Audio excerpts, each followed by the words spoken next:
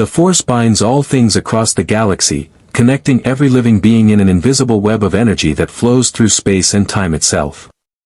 For thousands of years, the Jedi have served as its guardians, interpreting its will and maintaining balance. But what happens when something from beyond the stars, something forged not by the Force but by human determination and science, arrives in a galaxy that has never known such a thing? What happens when a man who represents the very best of humanity crashes into a war where even heroes have lost their way? The rift opened without warning above the crystalline world of Christophsis, a tear in the fabric of reality that burned with colors no star chart had ever catalogued. Republic sensors screamed alerts across every frequency as something fell through the impossible wound in space, not a ship, not a missile, but a man, tumbling through the atmosphere with arms wrapped around a circular shield that gleamed red, white, and blue even as it burned with re-entry heat.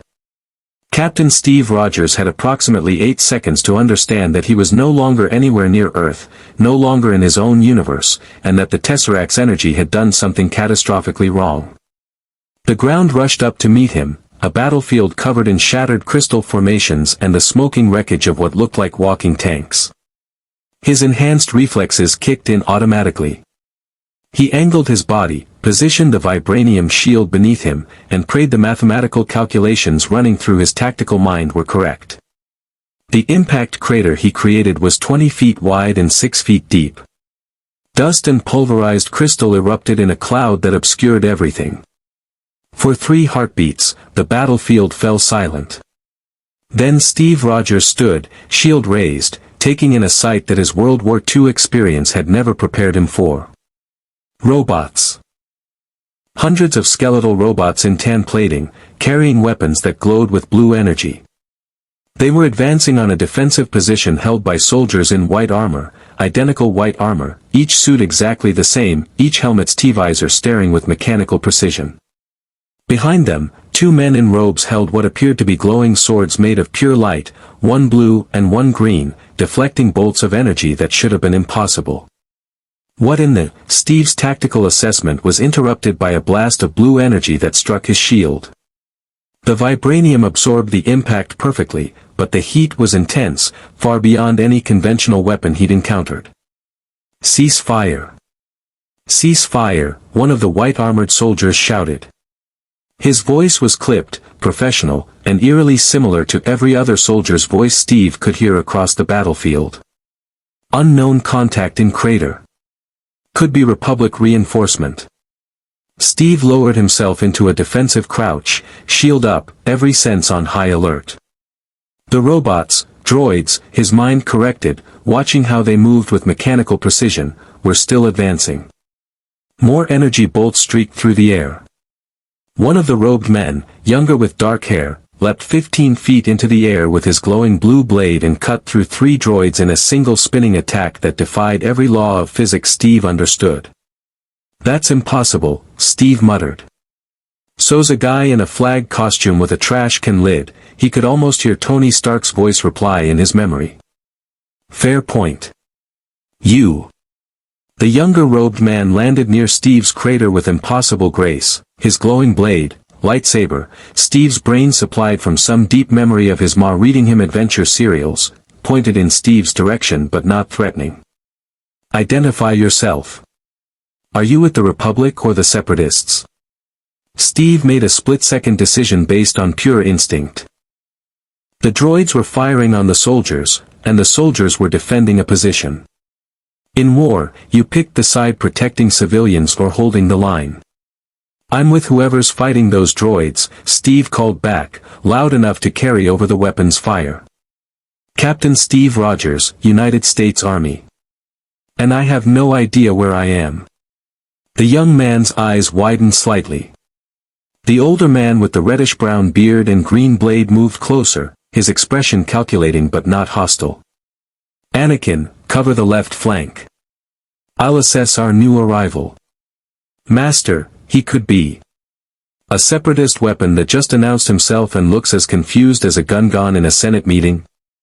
Go." Anakin, the younger man, nodded and leapt back toward the defensive line with that same physics-defying jump. The bearded man approached Steve's crater carefully, his green blade humming with energy that made the air shimmer.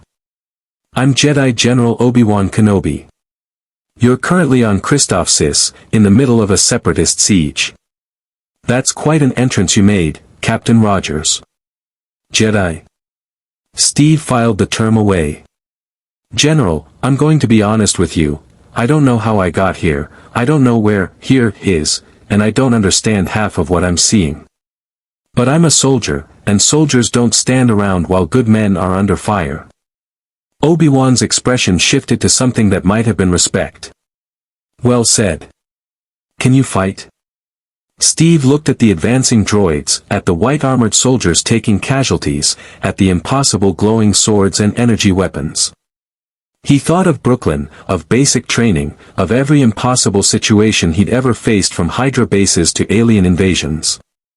He gripped his shield tighter.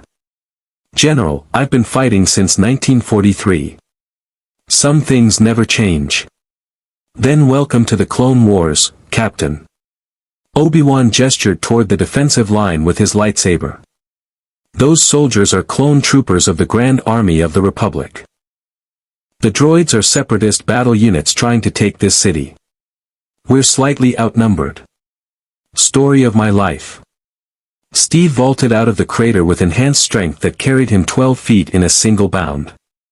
He hit the ground running, shield raised, heading directly toward the heaviest concentration of droid fire.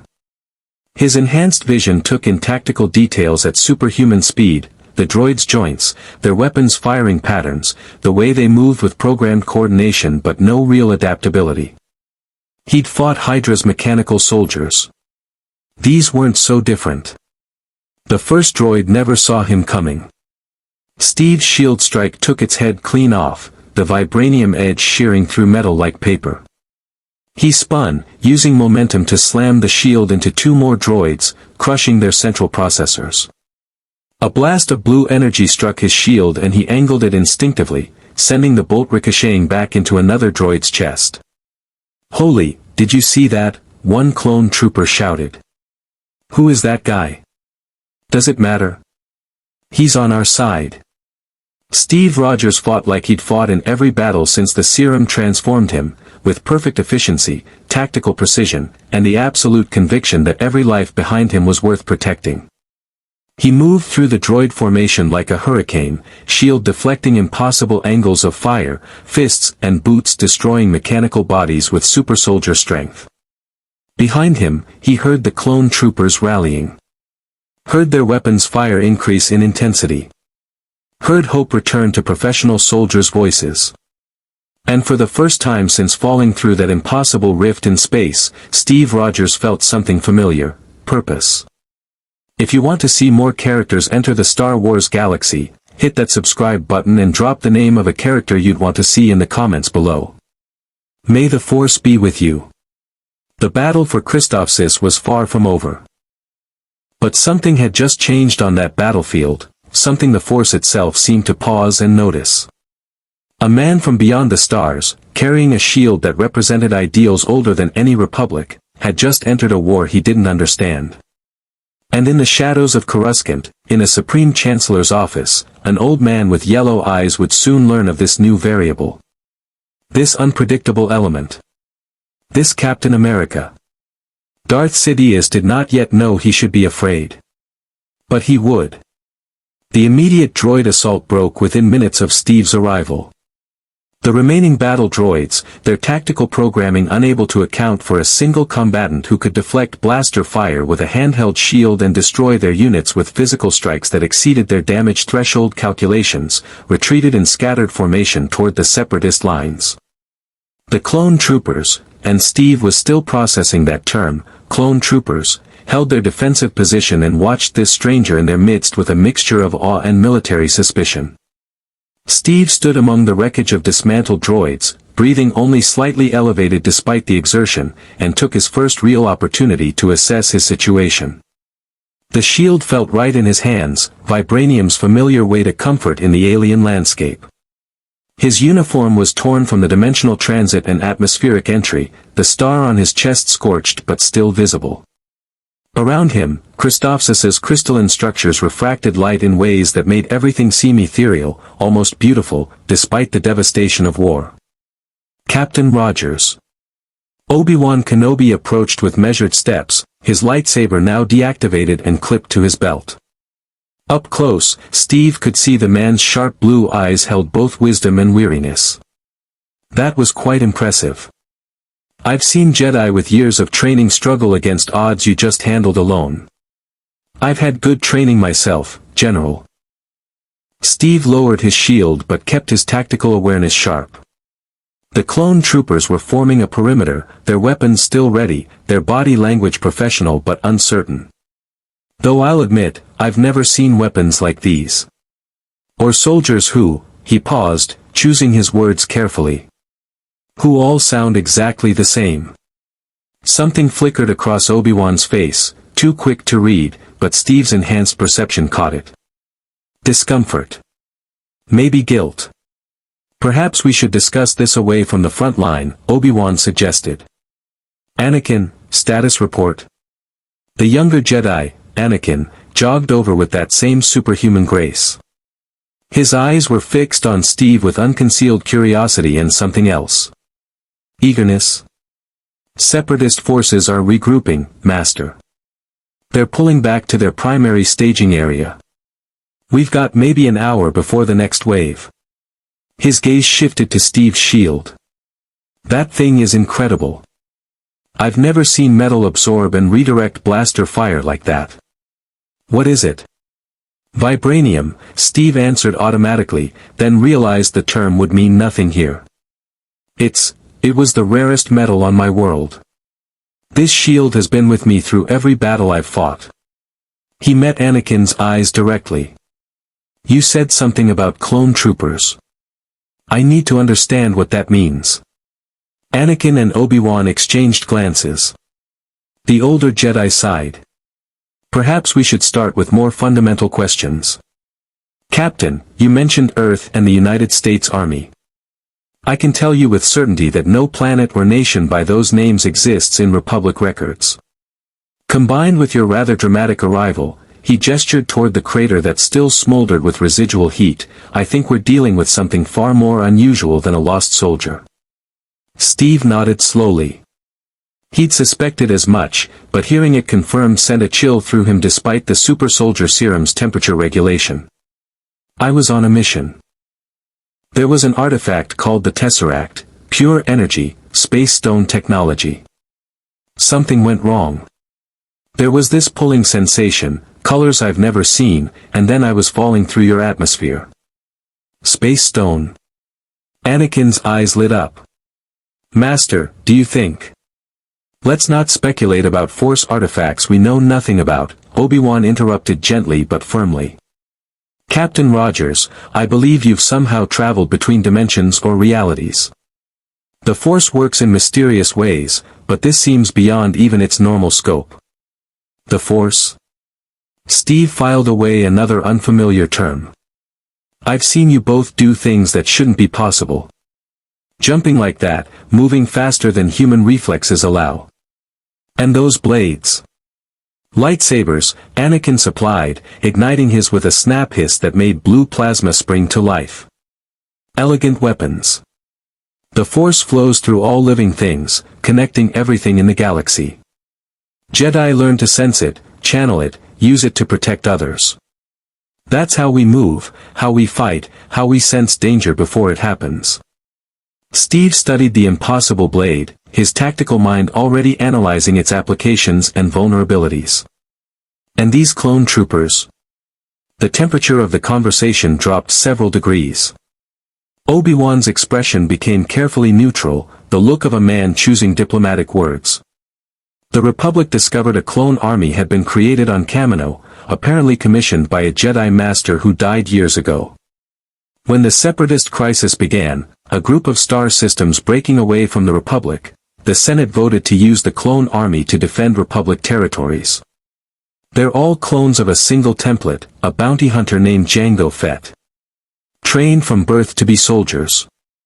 Steve's jaw tightened. From birth. You mean they never had a choice?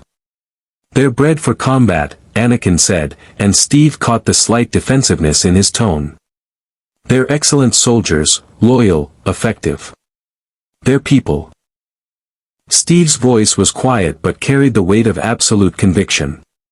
"Doesn't matter how they were born. If they can think, feel, fight, and die, they're people. And people deserve the choice of whether to be soldiers." Silence stretched across the crystalline battlefield. Several nearby clone troopers had stopped their perimeter checks, their helmeted heads turned toward the conversation.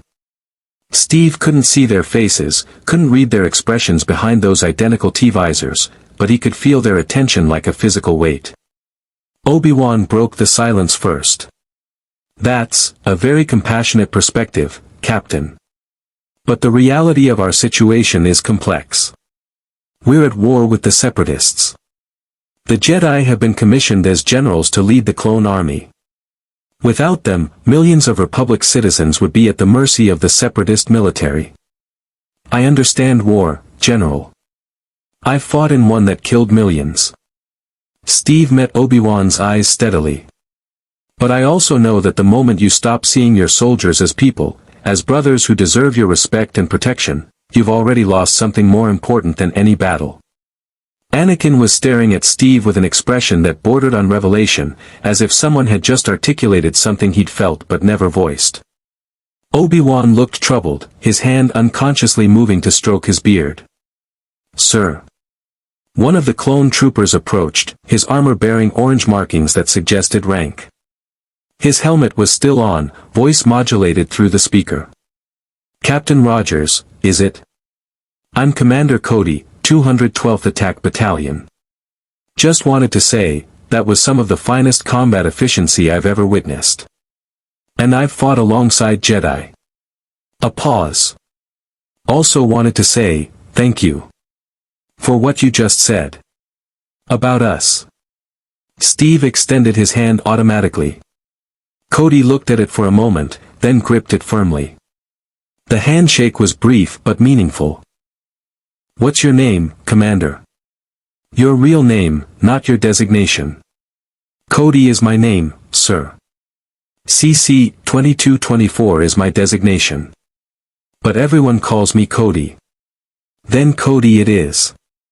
Steve released the handshake.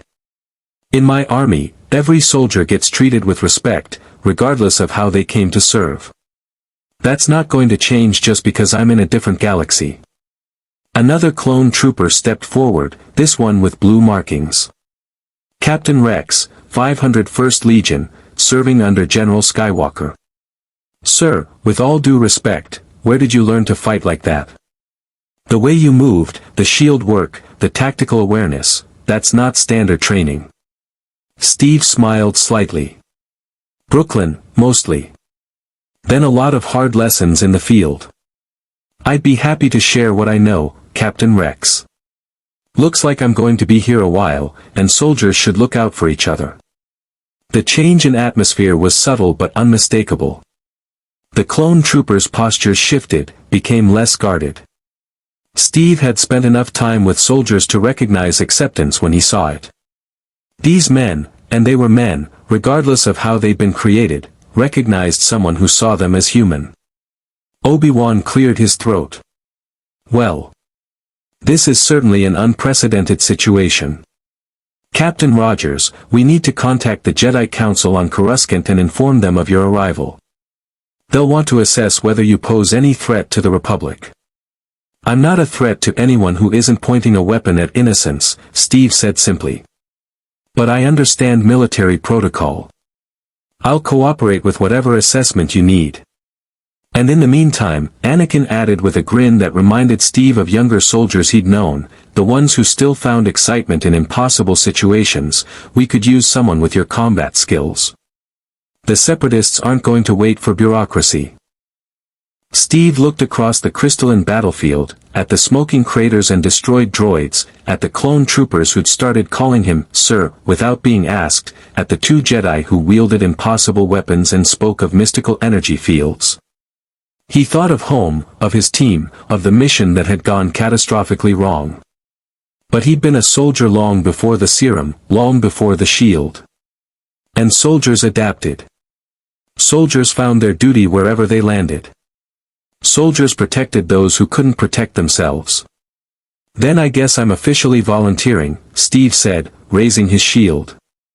Captain America reporting for duty, gentlemen. Let's win this fight. Above Christophsis, Republic Star destroyers held orbit against separatist blockade ships. In command centers across the planet, holographic communications carried word of the impossible soldier who'd fallen from nowhere. And on distant Coruscant, in the highest levels of the Jedi Temple, Masters began to sense a disturbance in the Force, not dark, not light, but utterly foreign. Something from beyond their understanding had entered the galaxy. Something incorruptible. Something the Sith had never accounted for in 10,000 years of planning. The Clone Wars had just gained a new variable.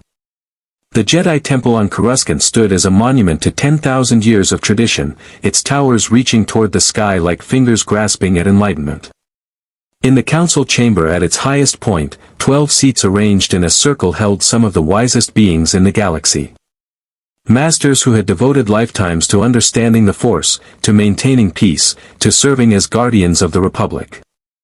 They sat in meditation and deliberation, connected to the living energy that bound all things. And every single one of them was confused.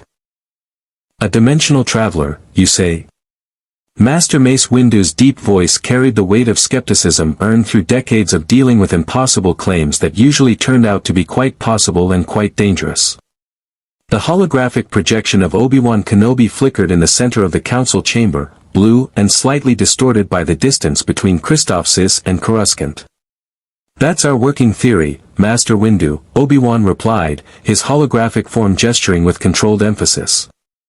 Captain Rogers claims to be from a planet called Earth in what he calls the Milky Way galaxy. No such designations exist in any Republic database. His arrival was preceded by a spatial anomaly that our sensors couldn't classify. And his combat capabilities, Obi-Wan paused.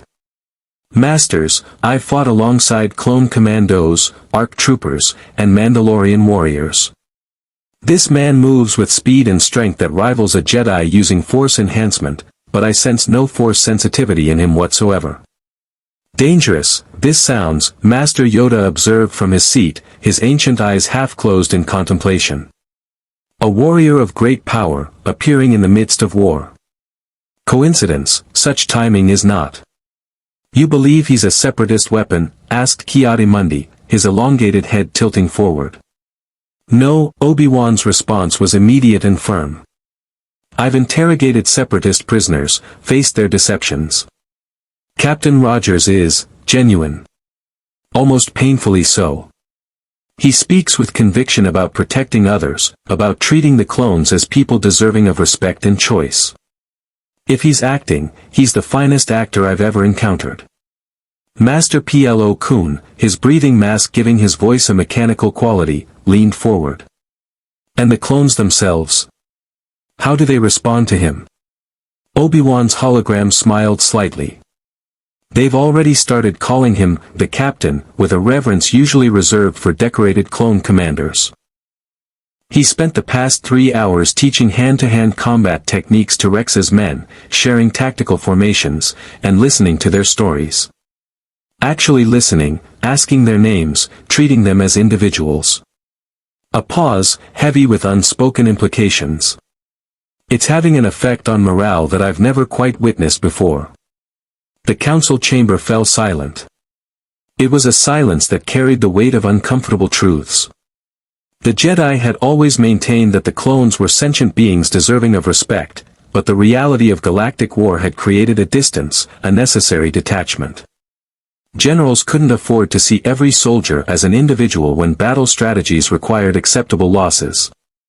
The clones understood this. The Jedi accepted this.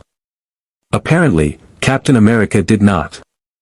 A challenge to our methods, this warrior presents, Yoda said quietly. Question our treatment of the clones, he does. Uncomfortable truths, he speaks. With respect, Master Yoda, Obi-Wan said carefully, he's not wrong. The clones have noticed the difference between how he treats them and how others do. I've heard them talking. They want to fight alongside him. They trust him implicitly after a single battle. Mace Windu's expression hardened. That kind of loyalty can be dangerous, Obi-Wan. We know nothing about this man's true intentions. What if he's gathering an army? What if this is a long-term infiltration strategy? To what end? Obi-Wan countered. Masters, he threw himself into combat to protect clones he'd never met. He turned down every opportunity to leave the front lines. When I offered him rest, medical attention, even food that wasn't military rations, he insisted on staying with the troops. He said, and I quote, "Officers eat last where I come from." Shaak Ti, who had spent considerable time on Kamino overseeing clone training, spoke up. This philosophy of his, treating soldiers as brothers rather than resources, it could undermine military efficiency. The clones are trained to follow orders without question, to accept casualties as necessary. If they begin to expect different treatment, then they'll fight better. Anakin Skywalker's voice cut through the council chamber as his holographic form materialized beside Obi-Wan's. With all due respect, Masters, I've commanded clone battalions for 2 years. I've seen how they respond to Jedi who actually care about their survival versus those who see them as expendable.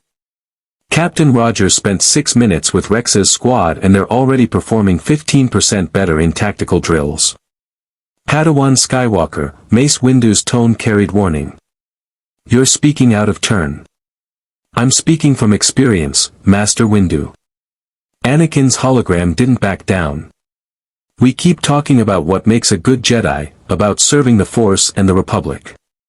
Maybe we should be asking what makes a good soldier. Because Captain Rogers knows, and we could learn something from him. The tension in the council chamber could have powered a hyperdrive.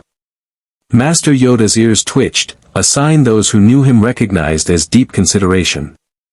Meet this Captain America, we must. To Coruscant, bring him. Test his intentions, we will. Sense his nature, we must. Agreed, Mace Windu said, though his expression suggested this agreement came reluctantly. Obi-Wan, you will escort Captain Rogers to Coruscant for evaluation. Standard security protocols. We'll assess whether he poses a threat to the Republic. Masters, there's one more thing. Obi-Wan's hologram shifted, discomfort evident in his posture. Captain Rogers has been asking questions about the war. About why the Separatists want independence. About the Republic's leadership. He comes from a military background where soldiers are expected to understand their mission's moral foundation. He's not satisfied with following orders. Dangerous thinking, Ki-Adi-Mundi observed. Or honest thinking, Plo Koon countered. Perhaps that's what troubles us. Irrelevant, Mace Windu declared, closing the debate. Bring him to Coruscant. The Council will determine his threat level and decide his fate. Until then, Obi-Wan, keep him under close observation. Do not let him access sensitive military information. Do not allow him to influence more clone units than necessary. Yes, Master Windu. Obi-Wan's hologram bowed. Though I should mention, it may be too late for that last part. Word has already spread through the 212th and 501st. The clones are calling him the Sentinel. They say he's what a real officer looks like. The holographic projections flickered out, leaving the council in contemplative silence. Through the tall windows, Coruscant cityscape stretched to the horizon, a monument to civilization and order. The late afternoon sun cast long shadows through the chamber. Feel it, do you? Yoda asked the assembled masters. A disturbance in the Force. Not dark. Not light. But foreign. As if the galaxy itself adjusts to accommodate something it has never known. I feel it, Mace Windu confirmed. Like a stone dropped in still water, creating ripples we cannot yet predict. The question is, Shaak Ti said slowly, whether those ripples will strengthen the Republic or destabilize it. A man who inspires such loyalty, who questions authority, who operates by a moral code foreign to our traditions. In wartime, such variables are dangerous. Or necessary, Master Plo Koon suggested. We've been fighting this war for 2 years, Masters. Perhaps the Force has brought us exactly what we need, someone to remind us what we're fighting for. Or someone to reveal what we've become, Yoda said quietly. Generals, we are. Peacekeepers, we were. Lost our way, have we? This Captain America, a mirror, perhaps he is. Reflecting truths we have avoided seeing. Mace Windu stood, his purple lightsaber hilt catching the fading sunlight. Philosophical debates aside, we have practical concerns. A warrior of unknown origin with superhuman abilities has appeared in the middle of our war. We need to know if he can be trusted. We need to know if he serves the light. He serves something, Obi-Wan had said before disconnecting. I'm just not sure the Force has a name for it yet. Far below the Jedi Temple, in the Senate building's executive offices, Supreme Chancellor Palpatine stood before floor-to-ceiling windows, hands clasped behind his back. His kindly, grandfatherly expression was firmly in place as his aide, Sly Moore, delivered her report. A dimensional traveler, you say? Palpatine's voice carried only mild interest, the tone of a bureaucrat dealing with one more unusual situation in a galaxy full of them. How fascinating. And the Jedi Council is bringing him to Coruscant? Yes, Supreme Chancellor. Master Windu has authorized his transport. They're concerned about his influence on clone loyalty. Concerning indeed. Palpatine turned from the window, his expression thoughtful. This Captain Rogers, what do we know of his capabilities? Enhanced physical abilities beyond human norm but not force-based. Exceptional combat skills. Strong leadership qualities. Most notably, Chancellor, he's displayed an unusual philosophical stance regarding clone trooper personhood. He treats them as individuals deserving autonomy. For just a microsecond, something flickered across Palpatine's face. Something cold and calculating, like a predator recognizing unexpected prey. Then it was gone, replaced by concerned interest. How noble of him. Though such idealism can be dangerous in wartime. Soldiers who question orders, who see themselves as more than tools of war, that could undermine military cohesion. The Jedi Council shares your concern, Chancellor. I'm sure they do.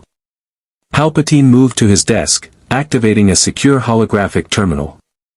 Keep me informed of this situation, Sly Moore. If this Captain America proves to be a separatist agent or a threat to Republic security, we must be prepared to act decisively. The Senate will not tolerate risks to our war effort. Of course, Chancellor. After she left, Palpatine remained standing at his desk, staring at the holographic star map that displayed the galaxy's current war zones. His fingers drummed slowly against the desk's surface, the only outward sign of his thoughts. In the shadows of his mind, where Darth Sidious lived and plotted, calculations were being made. Order 66 was years in development, its trigger phrases embedded in every clone's genetic programming. When the time came, every Jedi would fall, betrayed by the soldiers they commanded. But this Captain America was not a Jedi. And if he was inspiring loyalty in the clones, real loyalty born of respect rather than programming. Interesting, Sidious whispered to himself. Most interesting indeed. He would have to watch this development carefully. Variables were dangerous. Unpredictable elements could derail plans centuries in the making. But that was why the Sith had patience. Why they moved in shadows. Why they always had contingencies. If Captain America proved useful, he would be controlled. If he proved problematic, he would be eliminated. The Sith did not allow wildcards to remain wild for long. Above Christophsis, a Republic transport ship prepared for departure. In its hold, Captain Steve Rogers sat among clone troopers, learning their names, sharing stories of a galaxy they would never see, and wondering what kind of war he'd truly fallen into. The Force swirled around him, unable to touch him, unable to predict him, unable to classify what he represented. And in that uncertainty lay either salvation or catastrophe. The Republic transport ship Resolute cut through hyperspace, its hull vibrating with the otherworldly hum of faster-than-light travel.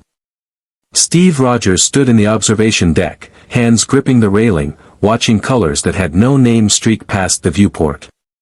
Hyperspace. Another impossibility added to a growing list that included energy swords, faster-than-light travel, and an entire galaxy at war. He'd faced down Hydra's Tesseract weapons, fought alongside a man in a flying metal suit, and woken up 70 years in his own future. But this was different. This wasn't just advanced technology. This was an entirely different universe operating under rules he was still struggling to understand. First time in hyperspace. Anakin Skywalker's voice came from behind him. The young Jedi approached with that casual confidence Steve recognized in soldiers who'd been tested in combat and found themselves capable. Most people get nauseous their first jump. You're handling it well. Enhanced physiology, Steve replied, keeping his eyes on the hypnotic display. Takes more than unusual motion to throw me off balance. He glanced at Anakin. Though I'll admit, this is beyond anything I've seen. How fast are we moving? Faster than light. We'll reach Coruscant in about 6 hours. Anakin leaned against the railing beside him. Master Obi-Wan said you wanted to talk. About the war. Steve nodded slowly. I've been a soldier long enough to know that understanding your mission is just as important as following orders. You're fighting separatists, systems that want to break away from your republic. But I haven't heard anyone explain why they want to leave. Or why the Republic is willing to fight a war to stop them. Anakin's expression shifted, became more guarded. The Separatists are being manipulated by Count Dooku, a former Jedi who turned to the dark side of the Force. They're using droid armies to terrorize Republic worlds, forcing them to join or be destroyed. We're protecting innocent people. That's the mission brief, Steve said gently. I'm asking about the politics underneath. In my experience, entire star systems don't try to secede from a government unless the government has given them reasons. What are those reasons? The young Jedi was quiet for a long moment, his jaw working as if chewing on words he wasn't sure he should say. The Republic is complicated. The Senate has become corrupt. Bureaucracy strangles every decision. Core worlds get representation and resources while outer rim systems barely see any benefits of membership. Corporations have more influence than entire planets. He met Steve's eyes. The Separatists aren't wrong about everything. But their methods, terrorism, droid armies, targeting civilians, those are inexcusable. Agreed, Steve said. But I learned something fighting in my war. The enemy isn't always wrong just because they're the enemy. And the people you're fighting for aren't always right just because you're on their side. He gestured toward the viewport. These clones you're leading, they didn't choose this war. They were created for it, trained from birth, given no alternative. Does that bother you? Anakin's hands gripped the railing tighter. Every day, he admitted quietly. But what choice do we have? Without the clone army, the Separatists would have already conquered half the galaxy. Billions would be under Dooku's control. The clones are saving lives. At the cost of their own freedom, Steve observed. I'm not judging, Anakin. I'm trying to understand the rules of engagement here. Because where I come from, an army of slaves, even willing slaves, would be considered a moral line we couldn't cross. They're not slaves. Anakin's response was sharp, almost defensive, and Steve caught the underlying pain in it. Something personal. They're soldiers. They have purpose, brotherhood, honor. But not choice. Steve's voice remained gentle but unyielding. Can they leave? Can they refuse deployment? Can they retire, start families, build lives outside military service? Anakin opened his mouth, then closed it. The silence was answer enough. I'm not saying you're wrong to use them, Steve continued. War forces impossible choices. I know that better than most. But pretending those choices don't have moral weight, that's when soldiers lose their humanity. The moment you stop wrestling with these questions is the moment you become the kind of leader who treats people as expendable resources. The young Jedi stared at Steve with an expression caught between frustration and something that looked like desperate hope. The Jedi Council doesn't talk about this. Master Obi-Wan believes in duty and service. The other generals focus on victory and minimizing casualties. But you're right, I do think about it. Late at night, when I can't sleep, I think about the clones who died under my command. About whether their lives mattered to anyone but me and their brothers. They matter, Steve said firmly. Every life matters. That's not idealism, it's the only thing that separates us from the kind of evil we fight against. He turned to face Anakin fully. You wanted to talk. Here's what I see, you're a good man in a bad situation, leading soldiers you respect in a war you're not sure is being fought for the right reasons. That's the hardest position any officer can be in. So what do I do? The question came out raw, unguarded. I'm a Jedi. I'm supposed to trust the Force, follow the Council's wisdom, serve the Republic. But when I look at the Senate, at the politicians playing games while people die, at the way the Council treats the clones as military assets, he shook his head. Sometimes I don't know what the right path is anymore.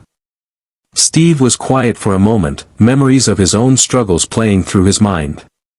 Bucky falling from that train. The decision to crash the Valkyrie into the Arctic. Every impossible choice that had defined his service. I can't tell you what's right for your galaxy, Anakin. But I can tell you what I learned fighting my war. The moment you start compromising your principles for victory, you've already lost the thing you're fighting for. Hold on to what you believe in. Protect the people who can't protect themselves. And never, never, let the mission make you forget that every soldier under your command is someone's son, someone's brother, someone who deserves to be remembered as more than a casualty report. Anakin nodded slowly, something settling in his expression. Master Obi-Wan said you were dangerous. Now I understand why. You make people question things they'd rather not think about. Questions aren't dangerous, Steve replied with a slight smile. Blind obedience is. The observation deck doors hissed open. Obi-Wan Kenobi entered, his expression carefully neutral but his eyes sharp with awareness that he'd just interrupted something significant. Captain Rogers, we're approaching Coruscant. The Council has requested you come directly to the Temple for evaluation. Evaluation, Steve repeated. Should I be concerned? The Jedi Council needs to determine if you pose a threat to Republic security, Obi-Wan said diplomatically. It's standard procedure for unknown Force-sensitive individuals. I'm not Force-sensitive. You said so yourself. True. But you're something the Council hasn't encountered before. They'll want to understand what you are, where your abilities come from, and whether you can be trusted. Obi-Wan's expression softened slightly. For what it's worth, I'll be advocating for you. Your actions on Christophsis spoke well of your character. Appreciate that, General. Steve straightened, adopting the military bearing that had defined him since basic training. I'll cooperate with whatever tests they need to run. I've got nothing to hide. Actually, Anakin interjected, Master Windu specifically requested that you not bring your shield to the Council chamber. Security precaution. Steve's hand moved instinctively to the shield strapped to his back. The Vibranium disc had been with him through every battle since 1943, a symbol of everything he fought for. Asking him to leave it behind was like asking him to leave part of himself behind. But he understood security protocols. Understood that trust had to be earned, especially in wartime. All right, he agreed. But I want it secured personally, not just handed off to some storage locker. This shield has protected a lot of good people. It deserves respect. I'll see to it personally, Obi-Wan promised. As hyperspace gave way to real space, Coruscant materialized before them like a jewel suspended in the void, an entire planet covered in cityscape, billions of lights glittering across its surface, orbital stations and traffic lanes creating a web of civilization so dense it seemed impossible. Steve had seen New York from above, had flown missions over European cities, but nothing in his experience compared to this. An entire world that was one continuous city. "Welcome to the galactic capital," Anakin said, watching Steve's reaction with barely concealed amusement. "Population over 1 trillion. If you think that's impressive, wait until you see it up close." The Resolute descended through layers of air traffic that moved in organized chaos, thousands of ships of every conceivable design navigating through designated lanes with precision that spoke to centuries of refined aerospace control. They passed luxury cruisers, cargo haulers, personal speeders, and military vessels. The city grew larger as they descended, revealing the true scale, buildings that stretched kilometers into the sky, platforms stacked on platforms, the hum of civilization so vast it seemed to vibrate in Steve's bones. The Jedi Temple rose above even this impossible cityscape, a pyramid of ancient stone and modern technology, its towers reaching toward the sky like a beacon of something permanent in a galaxy of change. The ship settled onto a private landing platform reserved for military vessels, its repulsor lifts humming as it touched down. Clone troopers from the 501st lined up as Steve prepared to disembark. Captain Rex stepped forward, helmet tucked under his arm, his scarred face visible and serious. "Captain Rogers. The men wanted to say something before you go face the council." Steve stopped, surprised. "Go ahead, Captain." Rex gestured, and the entire platoon came to attention simultaneously, perfect military precision that spoke to years of training. "Sir, we don't know what the council's going to decide about you. But we wanted you to know, the 501st would be honored to serve alongside you again. You treated us like soldiers. Like men. We won't forget that." The other troopers nodded, several thumping their fists against their chest plates in a salute Steve didn't recognize but understood instinctively. These were warriors acknowledging a warrior. Brothers recognizing someone who'd seen them as brothers in return. Steve felt something tighten in his chest, the same emotion he'd felt saying goodbye to the howling commandos before that last mission. "The honor was mine, Captain. You and your men are some of the finest soldiers I've ever fought beside. That shield I carry stands for something, the idea that every person has value, that freedom is worth fighting for, and that good soldiers protect those who can't protect themselves." He met Rex's eyes directly. "You already embody all of that. Don't let anyone convince you otherwise." Rex's throat worked, emotion crossing his face. "Yes, sir. Good luck in there." As Steve followed Obi-Wan and Anakin toward the temple entrance, he heard the clone troopers behind him start talking in low voices, urgent and excited. "He caught fragments, told you he was different, actually sees us, kind of officer. You've made quite an impression," Obi-Wan observed as they entered the temple's massive doors. "The clones don't give their respect easily. They've been trained to assess officers based on competence and tactical ability. You earned their loyalty in a single battle." "I just treated them like people," Steve said simply. "Isn't that what anyone would do?" Obi-Wan and Anakin exchanged glances. "In theory," Obi-Wan said carefully. "In practice, the demands of galactic war sometimes create distance between commanders and troops. The Jedi believe in compassion, but also in detachment. Attachment leads to fear, fear to suffering. We're taught to care for all beings equally, which sometimes means not growing too close to individuals." Steve stopped walking. "General Kenobi, with respect, that's a philosophy that would get soldiers killed where I come from. A commander who doesn't know his troops as individuals, who doesn't understand what motivates them, what they fear, what they hope for, that commander is going to make decisions that cost lives unnecessarily." "Perhaps," Obi-Wan said thoughtfully. "Or perhaps you're about to teach a council of Jedi Masters something they've forgotten in centuries of tradition." They ascended through the temple's halls, past ancient tapestries and meditation chambers, through corridors where Force-sensitive children trained under watchful instructors. The building itself seemed to hum with energy, not technological, but something deeper, the accumulated presence of generations of Force users leaving their mark on stone and air. Finally, they reached the council chamber. 12 seats arranged in a circle, massive windows overlooking Coruscant's endless cityscape. And in those seats, the Jedi Masters who would decide Captain America's fate. Steve Rogers entered without his shield, wearing only his torn uniform with its faded star, and stood before beings who could see through lies, who could sense intentions, who commanded powers that made them living weapons. He stood straight, shoulders back, meeting their collective gaze with the same honesty that had defined him since a skinny kid from Brooklyn decided that bullies, no matter how powerful, didn't get to push people around. Captain Steve Rogers, Mace Windu's voice echoed through the chamber. Welcome to Coruscant. The Jedi Council has many questions about your arrival in our galaxy. Let us begin. The interrogation had begun.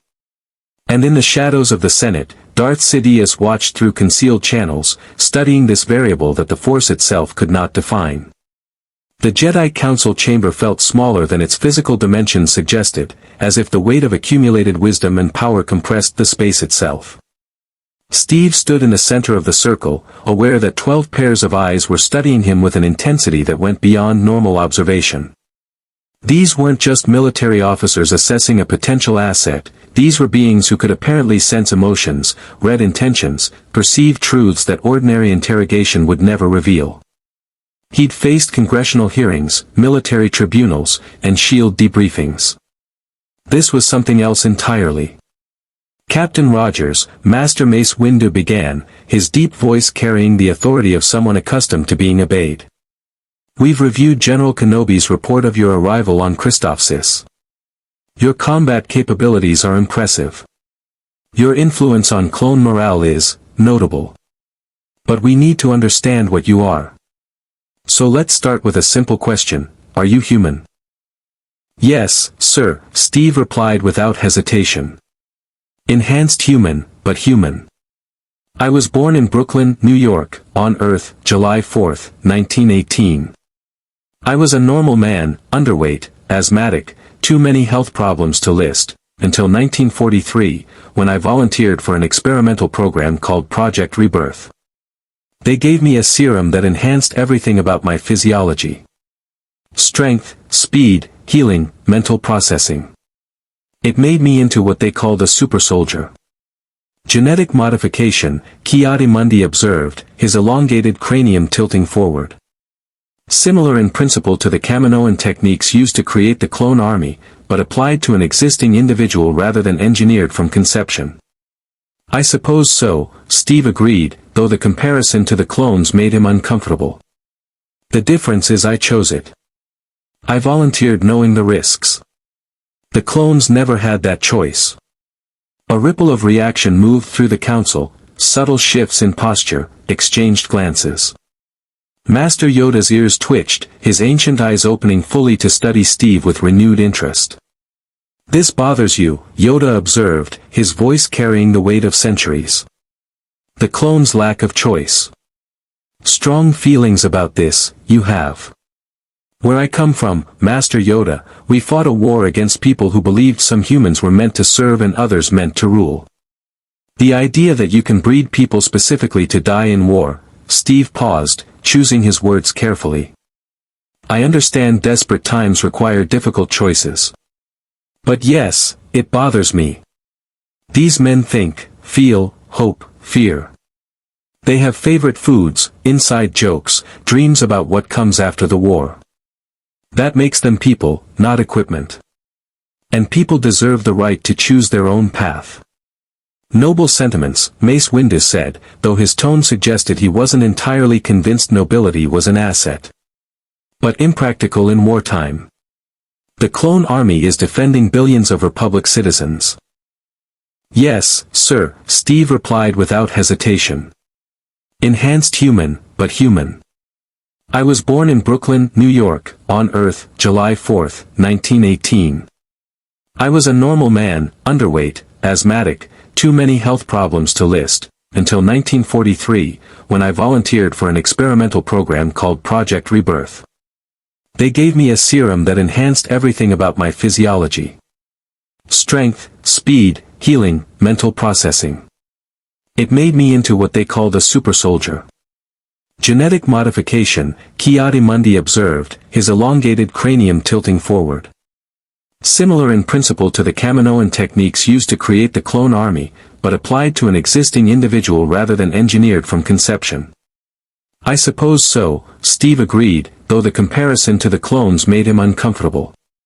The difference is I chose it. I volunteered knowing the risks. The clones never had that choice. A ripple of reaction moved through the council, subtle shifts in posture, exchanged glances.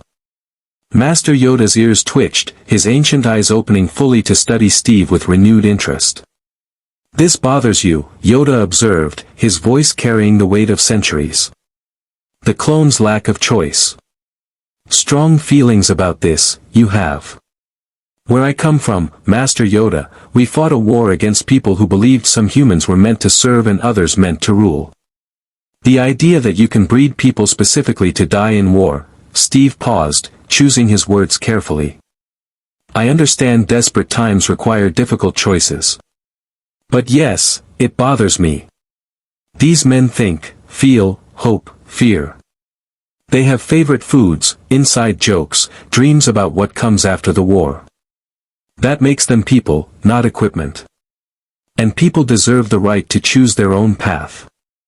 Noble sentiments, Mace Windu said, though his tone suggested he wasn't entirely convinced nobility was an asset. But impractical in wartime. The clone army is defending billions of Republic citizens. Without them, we'd have already lost this war. Are you suggesting we should disband the army and leave entire systems defenseless? I'm suggesting that we acknowledge the moral cost of using them, Steve countered, keeping his voice respectful but firm. That we treat them as the sentient beings they are, not as disposable assets. That we remember every clone who dies has value beyond their tactical utility. Is that really such a radical concept? It's a concept that could undermine military cohesion, Shak Ti said, her Togruta mantrals shifting with her head movement. The clones are trained to accept casualties as necessary. They understand their purpose. If we encourage them to see themselves as individuals with rights beyond their military function, we risk creating hesitation, fear of death, unwillingness to make necessary sacrifices. Steve felt anger flare in his chest, not the hot rage that led to mistakes, but the cold, focused anger that had defined every fight against injustice he'd ever engaged in. Ma'am, with respect, that's exactly the kind of thinking that creates soldiers who don't trust their commanders. I've led men in combat. I've made calls that got good people killed. And every single time, it tore me apart, because those men mattered. They weren't numbers on a tactical display. They were friends, brothers, human beings who deserved to be mourned. He met her eyes directly. The moment a commander stops feeling that weight is the moment they become the kind of officer who wastes lives unnecessarily. Passion, Mace Windu observed, and there was something almost accusatory in the word. Strong emotions. The Jedi teach that attachment leads to fear, fear to anger, anger to suffering. You speak of soldiers as brothers, of feeling pain at their loss. Those are attachments, Captain. Dangerous ones. Maybe in your philosophy, Steve acknowledged. But in mine, those attachments are what make us human. What make us worth saving in the first place. A soldier who doesn't care about his brothers isn't a soldier, he's a weapon. And weapons don't question orders. They don't wrestle with morality. They just kill what they're pointed at. He gestured around the council chamber. Is that what the Jedi are? Weapons? The silence that followed was profound.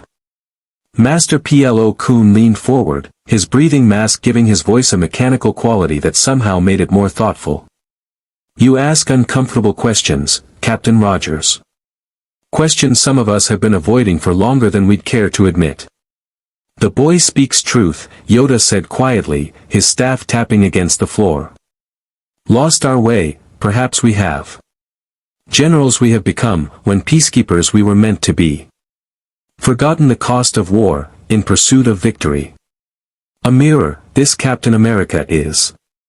Reflecting what we have become. Master Yoda, Mace Windu's voice carried warning. We're evaluating a potential security threat, not engaging in philosophical debate about our role in the war. Are we not? Yoda's eyes fixed on Windu with an intensity that made even the powerful Jedi Master pause. Appeared in our darkest hour, this warrior has no connection to the Force, yet demonstrates principles we claim to hold sacred. Questions our methods, yet shows us what true service looks like. Coincidence, this is? Or the Force working in ways we do not understand? The Force doesn't work through dimensional travelers, Ki-Adi-Mundi stated. This is unprecedented. We have no framework for understanding what Captain Rogers represents. Then perhaps we should listen to what he has to say rather than trying to fit him into our existing frameworks, Obi-Wan Kenobi said from his position near the chamber entrance. Masters, I've watched Captain Rogers in combat and in conversation with the clones. He demonstrates leadership principles that our military academy on Coruscant spends years trying to teach. The troops respond to him because he embodies something they've been searching for, a commander who sees them as people first and soldiers second. And that's precisely what concerns me, Mace Windu said, standing from his seat. Captain Rogers, you've been in this galaxy for less than a day and you've already created unprecedented loyalty among clone units. You question Republic military doctrine. You challenge Jedi philosophy. You operate according to moral principles foreign to our traditions. He descended from his seat, approaching Steve with measured steps. How do we know you're not a separatist infiltration agent? How do we know your influence on the clones isn't part of a larger plan to undermine Republic forces from within? Steve met Windu's approach without flinching. You don't. You have no reason to trust me beyond my actions. So look at those actions, Master Windu. I threw myself into combat against battle droids to protect soldiers I'd never met. I've spent every moment since trying to understand this war and my place in it. I've been honest about my doubts, my questions, my principles. He held Windu's gaze. If I were an infiltration agent, I'd be telling you exactly what you wanted to hear. Instead, I'm telling you the truth, even when it's uncomfortable. Mace Windu stopped directly in front of Steve, close enough that the Jedi Master's presence, that weight of power and authority, was almost physical. The truth as you see it. But truth is often a matter of perspective, Captain. The Separatists believe their truth. Count Dooku believes his truth. Even Sith Lords believe they serve some greater purpose. His hand moved to his lightsaber hilt, not threatening but meaningful. What makes your truth more valid than theirs? Nothing, Steve said simply. Except this, I'm not asking anyone to follow me blindly. I'm not claiming to have all the answers. I'm just trying to do what's right, one decision at a time, and hoping that adds up to something good. If I'm wrong, prove it to me with better arguments, better evidence, better principles. I'll listen. I'll change. That's what honest people do. For a long moment, Mace Windu studied Steve's face, searching for deception, for hidden agenda, for the crack in the armor that would reveal ulterior motive. Steve stood under that scrutiny without wavering, without artifice. He was exactly what he appeared to be, a soldier trying to do right in an impossible situation. Master Windu, Anakin spoke up, his voice carrying more confidence than Obi-Wan's expression suggested was wise. I've spent hours with Captain Rogers. I've felt his presence, not in the Force, but in how he affects those around him. He makes people want to be better. The clones respond to him because he treats them the way we should have been treating them all along. That's not manipulation. That's leadership. Padawan Skywalker, your judgment is noted but not requested, Windu said without turning from Steve. You're dismissed. With respect, Master Windu, I'm not leaving. Anakin's jaw set in that stubborn expression Obi-Wan had learned to recognize as precursor to trouble. Captain Rogers asked me hard questions today. Questions about whether we're fighting this war the right way.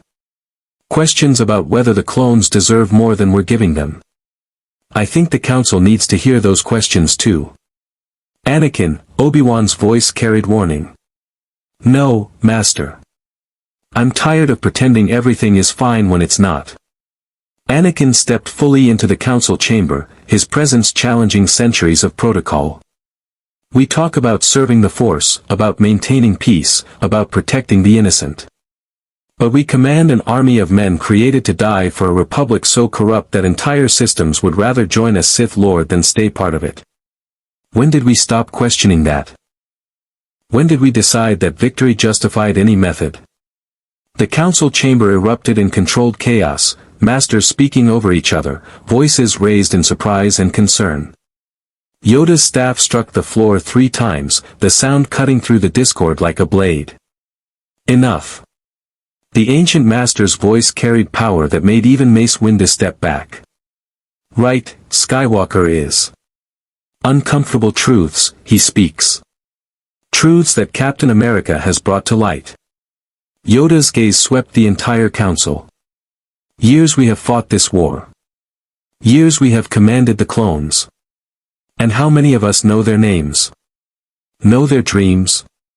Know them as individuals rather than units? Silence. Profound, uncomfortable silence. Exactly, Yoda concluded. Failed them, we have. Failed ourselves. And now, into our midst comes a warrior who shows us the difference. Whether threat or gift he is, time will tell. But dismiss his message, we cannot. Master Plo Koon stood, his breathing mask hissing softly. I propose we accept Captain Rogers as an auxiliary to Republic forces. Not as a general, he's not force-sensitive and our traditions require it, but as a military advisor. Let him demonstrate his principles in action. Let us see if his methods truly are superior to ours. And if they're not? Shak Ti asked. If his influence creates hesitation, undermines discipline, costs lives? Then we'll have learned something important, Plo Koon replied. But I suspect we'll learn something very different. Mace Windu returned to his seat, his expression troubled but thoughtful. A trial period. Captain Rogers operates under Jedi supervision, advises on military matters, but takes no independent command. If his presence proves beneficial, we reassess. If it proves problematic, he left the threat unfinished. Acceptable, Steve said before anyone could continue. I'm not here to overthrow your system or replace your command structure. I'm just a soldier trying to help. Give me a chance to prove that's true. Yoda nodded slowly. Decided, it is. Military advisor to the Republic forces, Captain America becomes. But watched closely, he will be. Earn our trust, he must. As the council began discussing specific assignments and supervision protocols, Steve felt something shift in the chamber's atmosphere. Not acceptance, exactly. But acknowledgement. The Jedi might not trust him, might not understand him, but they were willing to let him prove himself. It was more than he'd hoped for. Obi-Wan approached as the session concluded, his expression mixing relief and concern. Well, Captain. You've managed to do what very few beings ever accomplish, you've made the Jedi Council question themselves. I'm not sure if that's impressive or terrifying. Little of both, probably, Steve admitted. General Kenobi, I meant what I said. I'm not trying to cause trouble. I'm just trying to do what's right. I believe you. That's what concerns me. Obi-Wan's eyes held understanding that went beyond their brief acquaintance. Men of absolute principle in a galaxy of moral complexity tend to either change the galaxy or be destroyed by it. Sometimes both. Through the council chamber windows, Coruscant's endless city glittered in the fading light. Somewhere in that vast metropolis, in offices hidden behind legitimate government, Darth Sidious processed new information about the dimensional traveler who just challenged the Jedi Council's authority. The variable was becoming more problematic. More interesting. More dangerous. And in the barracks below the temple, clone troopers from the 501st and 212th spread word through their brothers. There was a new kind of officer in the Republic. One who saw them. One who cared. One who might just remind the galaxy what soldiers were supposed to fight for. The Senate building's executive offices occupied the highest echelons of Coruscant's governmental district, a monument to Republic democracy that had stood for 1,000 generations. In the Supreme Chancellor's private chamber, surrounded by art and artifacts that spoke to centuries of accumulated power, Palpatine stood before a holographic display showing Captain America's profile. The image rotated slowly, a man in a torn uniform bearing a star, shield raised, captured mid-combat on Christophis. Fascinating, Palpatine murmured, his voice carrying the grandfatherly warmth that had made him beloved across the Republic. But his eyes held calculation that belonged to someone far older, far darker. Tell me again, Mas Amedda, what exactly did the Jedi Council decide? His Chagrian aide consulted a datapad with meticulous attention. The Council has granted Captain Rogers status as military advisor to Republic forces. He'll operate under Jedi supervision, specifically General Kenobi and Commander Skywalker. Master Windu insisted on regular psychological evaluations and Force sensitivity testing, though initial assessments indicate Rogers has no connection to the Force whatsoever. No connection, Palpatine repeated softly. How unusual. His fingers drummed against his desk, the only outward sign of thoughts churning beneath the surface. In the shadows of his mind, where Darth Sidious lived and plotted, calculations were being recalibrated. Order 66 relied on clone loyalty being absolute, their programming overriding any personal attachment to Jedi commanders. But this Captain America wasn't a Jedi. And the reports from Christophsis suggested he inspired something different in the clones. Something dangerous. There's more, Supreme Chancellor. Mas Amedda's neck wattles quivered slightly. Our informants in the temple report that Commander Skywalker defended Rogers during the council session. Spoke passionately about the clones deserving better treatment, about questioning whether the Republic is fighting the war correctly. Master Windu was displeased. Now that was interesting. Palpatine had spent years carefully cultivating Anakin Skywalker's frustration with the Jedi Council, nurturing his doubts, preparing him for the fall that would create Darth Vader. This Captain America had appeared for less than a day and was already accelerating tensions between Anakin and his masters. That could be useful. Or catastrophically problematic. Arrange a meeting, Palpatine said, turning from the hologram. I should meet this dimensional traveler personally. As Supreme Chancellor, it's my duty to assess anyone who might influence our military operations. Schedule it as a courtesy call, welcoming a new advisor to Republic service. Of course, Chancellor. When would you prefer? Tomorrow evening. After he's had time to acclimate but before he becomes too embedded in military culture. I want to understand what drives him before the Jedi fully claim his loyalty. After Mas Amedda departed, Palpatine, Sidious, stood alone in his office, mind racing through possibilities. The Sith had operated in shadows for a millennium, carefully manipulating the Republic toward this moment. The Clone Wars were designed to give him emergency powers, to position clone armies throughout the galaxy, to make the Jedi dependent on soldiers programmed to betray them. Every variable had been accounted for. Every contingency planned. But variables that came from outside the galaxy. Those couldn't be predicted. Couldn't be controlled through traditional manipulation. Sidious reached out through the dark side of the Force, searching for this Captain America's presence in the vast web of life energy that bound all things. He found nothing. Not an absence exactly, but something the Force couldn't grasp. Like trying to catch smoke with bare hands. Interesting, Sidious whispered again. Most interesting indeed. Far below the Senate offices, in the Temple's Military Strategy Center, Steve Rogers stood before a holographic display of the galaxy, watching star systems marked in red for Separatist control and blue for Republic territory.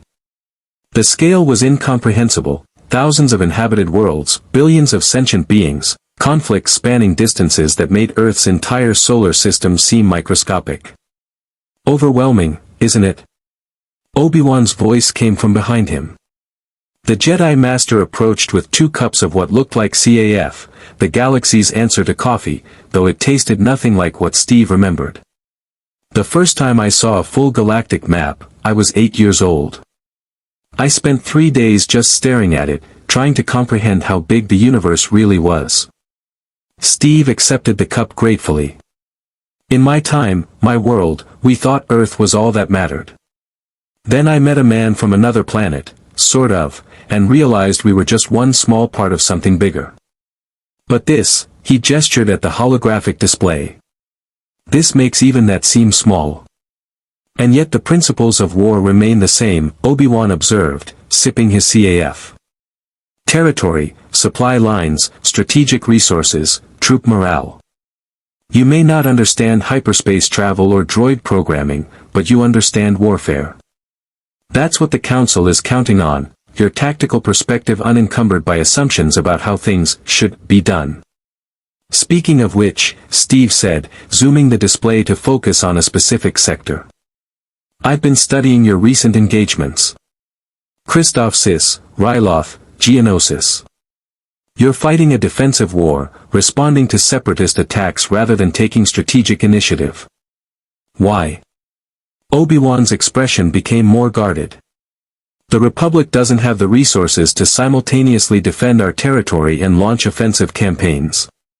The Separatists have numerical superiority in droid production. We're stretched thin across thousands of systems. Which is exactly why you need to go on offense, Steve countered. In my war, we learned that defensive strategies just prolong conflict. You need to identify critical targets, droid foundries, command centers, supply depots, and hit them hard enough to disrupt their production capacity. Make them react to you instead of you reacting to them. Easier said than accomplished, Obi-Wan replied, though there was consideration in his tone. Many of those facilities are in separatist-controlled space. Deep strikes would require significant forces and leave our defensive lines weakened. The Senate would never approve operations that risk Republic worlds for strategic gains. Then the Senate doesn't understand military necessity, Steve said bluntly.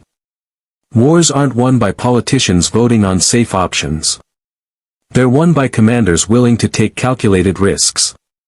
You're letting bureaucracy dictate tactics. Welcome to the Clone Wars, Obi-Wan said with dry humor. Where military strategy must be approved by committee, debated in Senate chambers, and filtered through 1,000 layers of political consideration. The Jedi serve the Republic, Captain.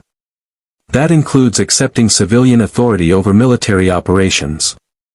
Steve turned from the holographic display to face Obi-Wan directly. Even when that civilian authority is sending good men to die for political considerations instead of strategic necessity. The Jedi Master was quiet for a long moment, his blue eyes reflecting internal conflict. You're not the first to ask that question. You're just the first to ask it so directly. Because I don't have centuries of tradition telling me to keep quiet, Steve replied. Look, I respect your dedication to service. I respect the Jedi's commitment to protecting others. But from where I'm standing, your order has become so focused on serving the Republic that you've forgotten to question whether the Republic still deserves that service. Careful, Captain. Obi-Wan's voice carried warning, but not hostility. That kind of talk could be interpreted as sedition. Or honesty. Steve gestured back to the star map. Those red systems, the Separatists.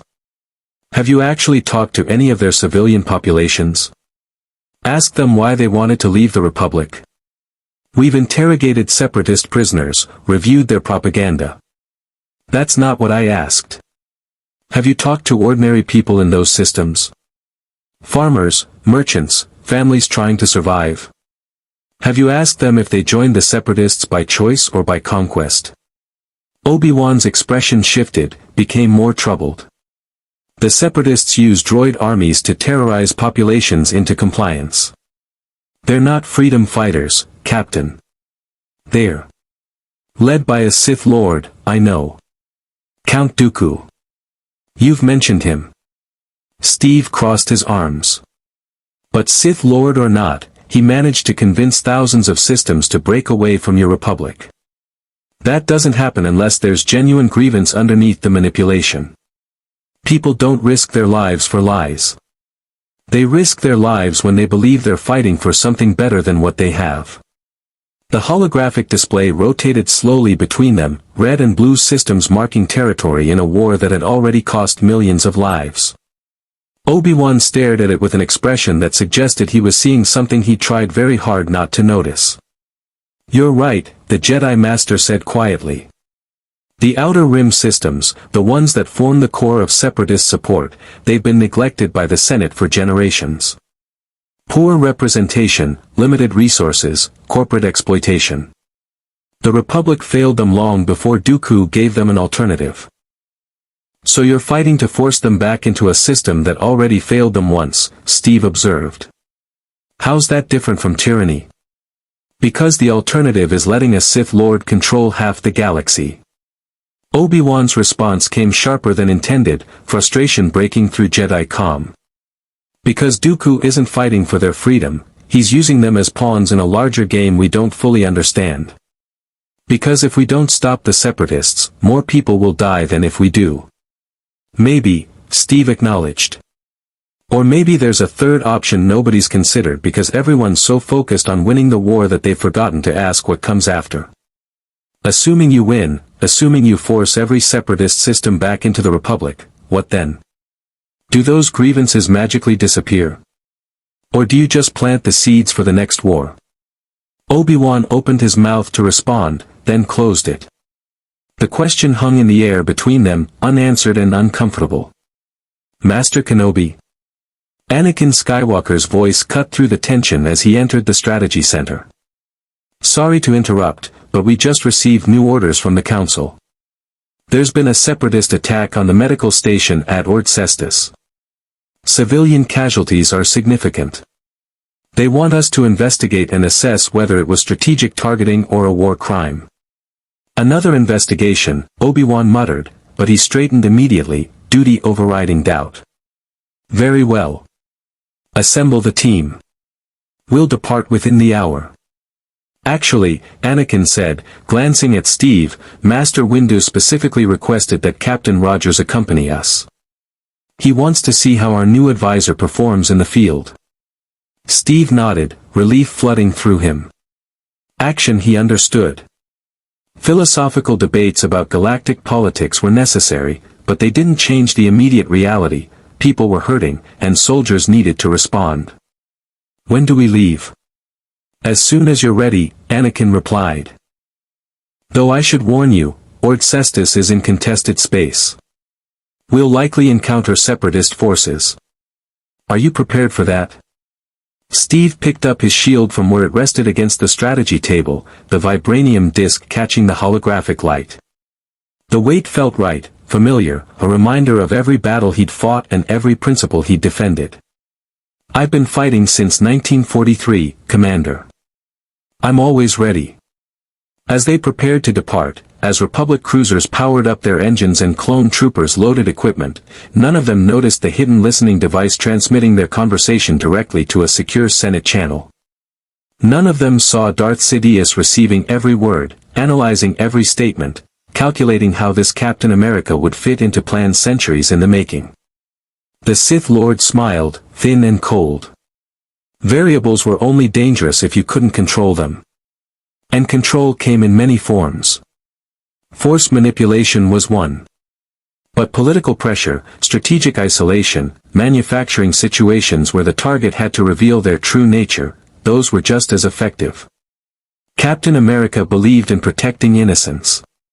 Believed in doing the right thing regardless of orders. Believed in questioning authority when authority was wrong. Perfect. Sidious would simply ensure that doing the right thing led Captain Rogers exactly where the Sith needed him to be. And if the captain proved too incorruptible, too dangerous to the grand plan? Well, accidents happened in war. Heroes died. Even dimensional travelers weren't immune to the chaos of battle. The holographic profile of Steve Rogers rotated slowly in Sidious's office. The Supreme Chancellor studied it with the patience of a predator who'd spent a millennium perfecting his craft. "Welcome to the Clone Wars, Captain America," Sidious whispered to the empty office. "Let's see if your principles survive what I have planned." The Republic attack cruiser Negotiator dropped out of hyperspace above Ord Cestus with its deflector shields already raised.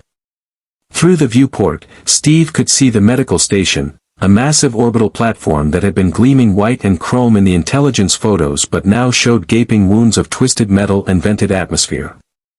Debris fields spread in expanding clouds around the structure, and emergency beacons pulsed desperately across multiple frequencies. "Sweet mercy," Anakin breathed, his hands already moving across the pilot controls of their gunship.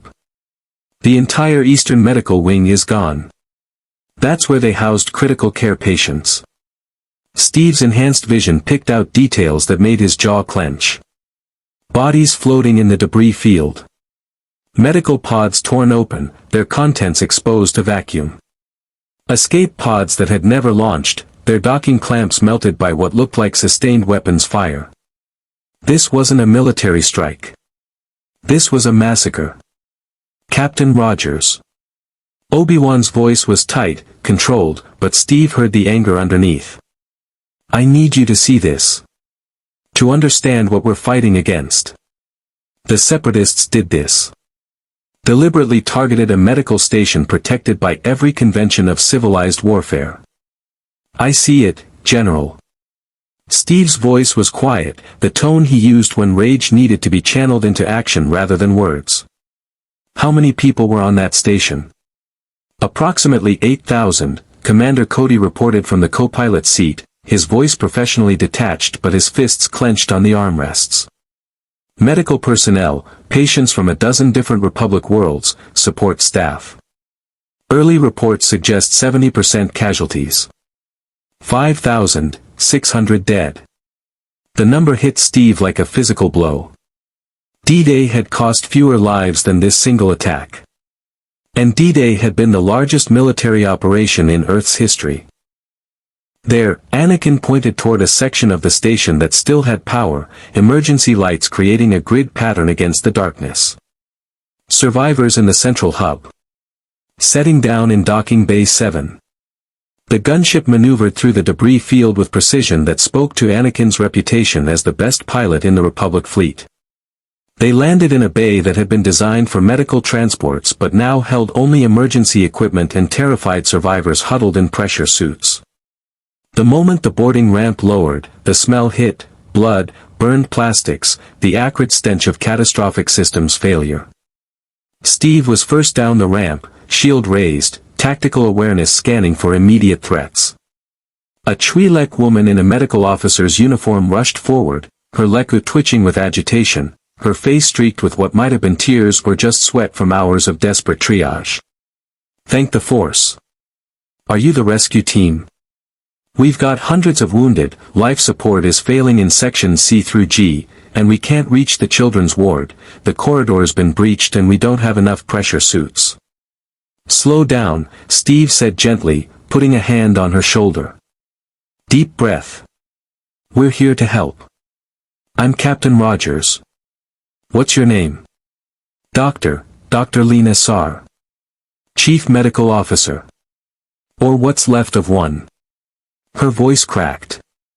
"They came out of nowhere. Vulture droids and frigates bearing separatist insignia. They ignored our protected status broadcasts. Just opened fire on medical bays, patient quarters. We tried to evacuate but they targeted the escape pods. They hunted them." Obi-Wan had joined them, his expression grim. "Dr. Sar, I'm General Kenobi. We need your critical casualties moved to our ship. How many can be safely transported?"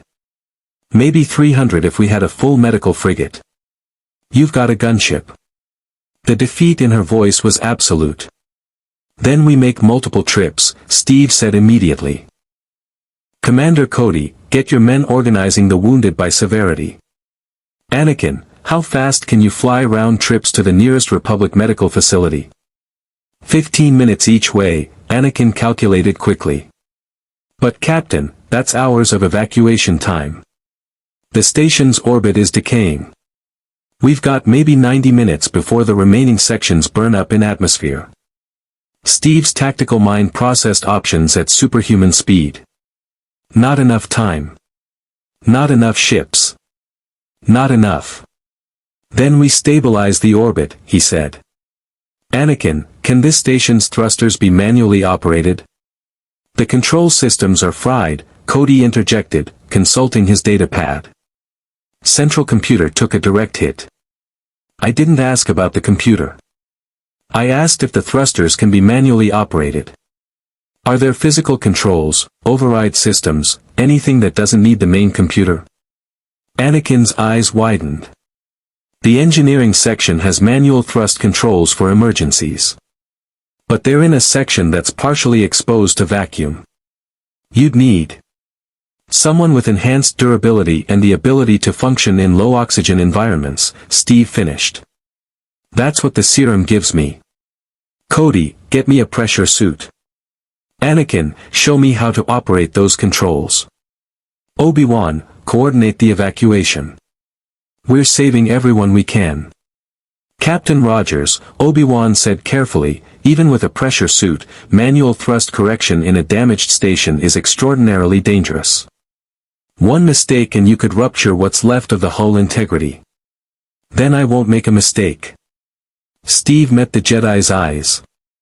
General, I didn't come to this galaxy to watch thousands of people die because we didn't have time. We make time. For a moment, Obi-Wan just stared at him. Then something shifted in the Jedi Master's expression, not acceptance exactly, but recognition. This was what Captain America did. This was what he represented. Impossible situations weren't reasons to give up. They were reasons to try harder. Very well. But you're taking Rex with you. He's the best tactical officer I have, and if something goes wrong, I want someone there who can adapt. Obi-Wan turned to the clone captain. Rex, keep him alive. Sir, yes sir. Rex snapped to attention, but Steve caught the slight smile behind his helmet's visor. Captain Rogers, let's go save some lives. The journey through the damaged station was a nightmare of twisted corridors, emergency lighting that flickered and died, and sections where the hull had been breached so violently that entire rooms were open to space. Steve moved through it with enhanced speed and tactical precision, Rex keeping pace beside him, both men in pressure suits that constrained movement but provided the life support necessary to survive. They passed bodies. Medical staff who died protecting patients. Patients who died in their beds, too injured to evacuate. Children in the pediatric ward who'd been caught in a secondary explosion. Steve memorized every face, filed away every death, added them to the ledger of lives that needed to be avenged. Captain, Rex's voice crackled through the suit comm, I've seen a lot of war crimes in this conflict. Droid armies don't distinguish between military and civilian targets. But this was deliberate. They wanted maximum casualties. I know. Steve's voice was cold, focused. And we're going to make sure whoever ordered this answers for it. They reached engineering, a massive chamber that should have been climate-controlled and pristine but now looked like it had been through an artillery barrage. Control panels sparked with exposed wiring. The manual thrust controls were a series of massive levers connected to mechanical systems that predated modern automation, backup systems for exactly this kind of emergency. Okay, Rex said, consulting a schematic on his wrist display. We need to fire the dorsal thrusters at 60% capacity for approximately 4 minutes. That should stabilize orbital decay long enough for evacuation. The controls are straightforward, push the levers forward to increase thrust, pull back to decrease. But Captain, these levers require significant force. They're designed for hydraulic assistance that's currently offline. Steve approached the control panel. The levers were easily 3 feet long, connected to systems that controlled thrusters capable of moving millions of tons of station mass. He gripped the first lever with both hands and pulled. The metal groaned, resisting, but super soldier strength prevailed. The lever moved forward inch by grudging inch until it reached the 60% mark. Dorsal thruster 1 engaged, Rex confirmed, watching his readouts. That's incredible, sir. That lever should require 3 men or a power assist to move. Super soldier serum, Steve grunted, moving to the second lever. Makes me stronger than I look. Another pull, another groan of protesting metal, another thruster engaging. By the fourth lever, sweat was running down his face despite the suit's cooling systems, but all dorsal thrusters were operational. Station orbit stabilizing, Rex reported, and Steve heard the relief in his voice. We've bought them 90 additional minutes. Maybe more if we can. The explosion cut through his words. The entire engineering section shuddered, throwing both men against the damaged consoles. Red emergency lights flashed as new breaches appeared in the hull, atmosphere venting with a shrieking whistle even through their sealed suits. What the hell was that? Steve demanded. Separatist frigate just dropped out of hyperspace. Rex was already moving toward the exit. They're finishing the job. Captain, we need to evacuate now. But Steve was staring at the thrust controls. If they left, if the thrusters cut out, the station would resume its decay. Everyone still aboard would die. The evacuation wasn't complete yet. Obi-Wan and Anakin needed more time. That should stabilize orbital decay long enough for evacuation. The controls are straightforward, push the levers forward to increase thrust, pull back to decrease. But Captain, these levers require significant force. They're designed for hydraulic assistance that's currently offline. Steve approached the control panel. The levers were easily 3 feet long, connected to systems that controlled thrusters capable of moving millions of tons of station mass. He gripped the first lever with both hands and pulled. The metal groaned, resisting, but super soldier strength prevailed. The lever moved forward inch by grudging inch until it reached the 60% mark. Dorsal thruster 1 engaged, Rex confirmed, watching his readouts. That's incredible, sir. That lever should require 3 men or a power assist to move. Super soldier serum, Steve grunted, moving to the second lever. Makes me stronger than I look. Another pull, another groan of protesting metal, another thruster engaging. By the fourth lever, sweat was running down his face despite the suit's cooling systems, but all dorsal thrusters were operational. Station orbit stabilizing, Rex reported, and Steve heard the relief in his voice. We've bought them 90 additional minutes. Maybe more if we can. The explosion cut through his words. The entire engineering section shuddered, throwing both men against the damaged consoles. Red emergency lights flashed as new breaches appeared in the hull, atmosphere venting with a shrieking whistle even through their sealed suits. What the hell was that? Steve demanded. Separatist frigate just dropped out of hyperspace. Rex was already moving toward the exit. They're finishing the job. Captain, we need to evacuate now. But Steve was staring at the thrust controls. If they left, if the thrusters cut out, the station would resume its decay. Everyone still aboard would die. The evacuation wasn't complete yet. Obi-Wan and Anakin needed more time. Rex, get back to the others. Help with the evacuation. Sir, I'm not leaving you. That's an order, Captain. Steve's voice carried the authority of a man who'd commanded soldiers through hell. These controls need to be held for another hour. I can survive here. You can't. Now go. Rex hesitated for exactly 2 seconds, military training warring with every instinct that said you didn't leave a man behind. Then he saluted, not the formal clone salute, but something older, something that soldiers gave to officers who'd earned more than respect, and ran for the exit. Steve Rogers stood alone in a damaged engineering bay, hands locked on thrust controls, while outside a separatist frigate began systematically destroying what remained of the medical station. His pressure suit's oxygen indicator showed 43 minutes remaining. The evacuation would take at least 60. The math was simple. He would run out of air before everyone was safe. But more people would survive if he held position than if he abandoned it. He'd made harder choices than this. Through the engineering bay's ruptured hull, he could see stars, alien constellations and patterns Earth would never see. He thought about Brooklyn, about his mother who'd taught him that you never ran from a fight when people needed protecting. About Dr. Erskine who'd believed a weak man would value strength, would respect power instead of abusing it. Not just a good soldier, Steve murmured to himself, remembering Erskine's words. A good man. The oxygen counter ticked down. The station shuddered under renewed weapons fire. And Captain America held his position, buying time with his life, the way he'd always known he would someday. Because that's what heroes did. The separatist frigate Malevolent Fist hung in orbit above Ord Cestus like a predator circling wounded prey. On its bridge, a holographic figure flickered into existence, tall, aristocratic, bearing a curved lightsaber hilt and an expression of refined cruelty that somehow made the digital projection even more unsettling. Count Dooku studied the damaged medical station with the detached interest of a man observing an experiment. Captain Trench, status report. The Harch captain, a spider-like alien whose multiple eyes gleamed with malicious intelligence, clicked his mandibles in what might have been satisfaction. The Republic rescue operation is proceeding as anticipated, Count Dooku.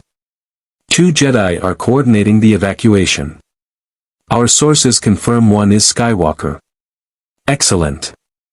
Dooku's holographic form shifted, hands clasped behind his back. And our new variable? This Captain America. In the engineering section, manually holding the station's orbital thrusters. Quite remarkable, actually. Our scans indicate his atmospheric supply will be exhausted in approximately 37 minutes. He's chosen to die so others might escape. How noble. How predictable. Dooku's expression held something that might have been respect if it weren't so cold. The Jedi teach attachment is weakness, yet this dimensional traveler demonstrates the very attachment my former order claims to have transcended. Interesting. Captain Trench, alter your targeting priorities. I want that engineering section hit by concentrated fire. If Captain America wishes to be a martyr, let us accommodate him. As you command, Count Dooku. Though I must note, killing him might make him a symbol. The Republic has a distressing tendency to canonize its dead heroes. True. But symbols can't train clone armies to question orders. Can't inspire loyalty that transcends programming. Can't teach soldiers to value their own lives above mission objectives. Dooku's holographic image leaned forward slightly. My master is concerned about this variable. Captain America represents something the Sith did not account for in our careful calculations. Better to eliminate the problem now, while he's conveniently isolated and oxygen deprived, than allow him to become a sustained threat. Very well. Commencing bombardment of. The malevolent fist shuddered as something struck its port shields. Proximity alarms screamed across the bridge.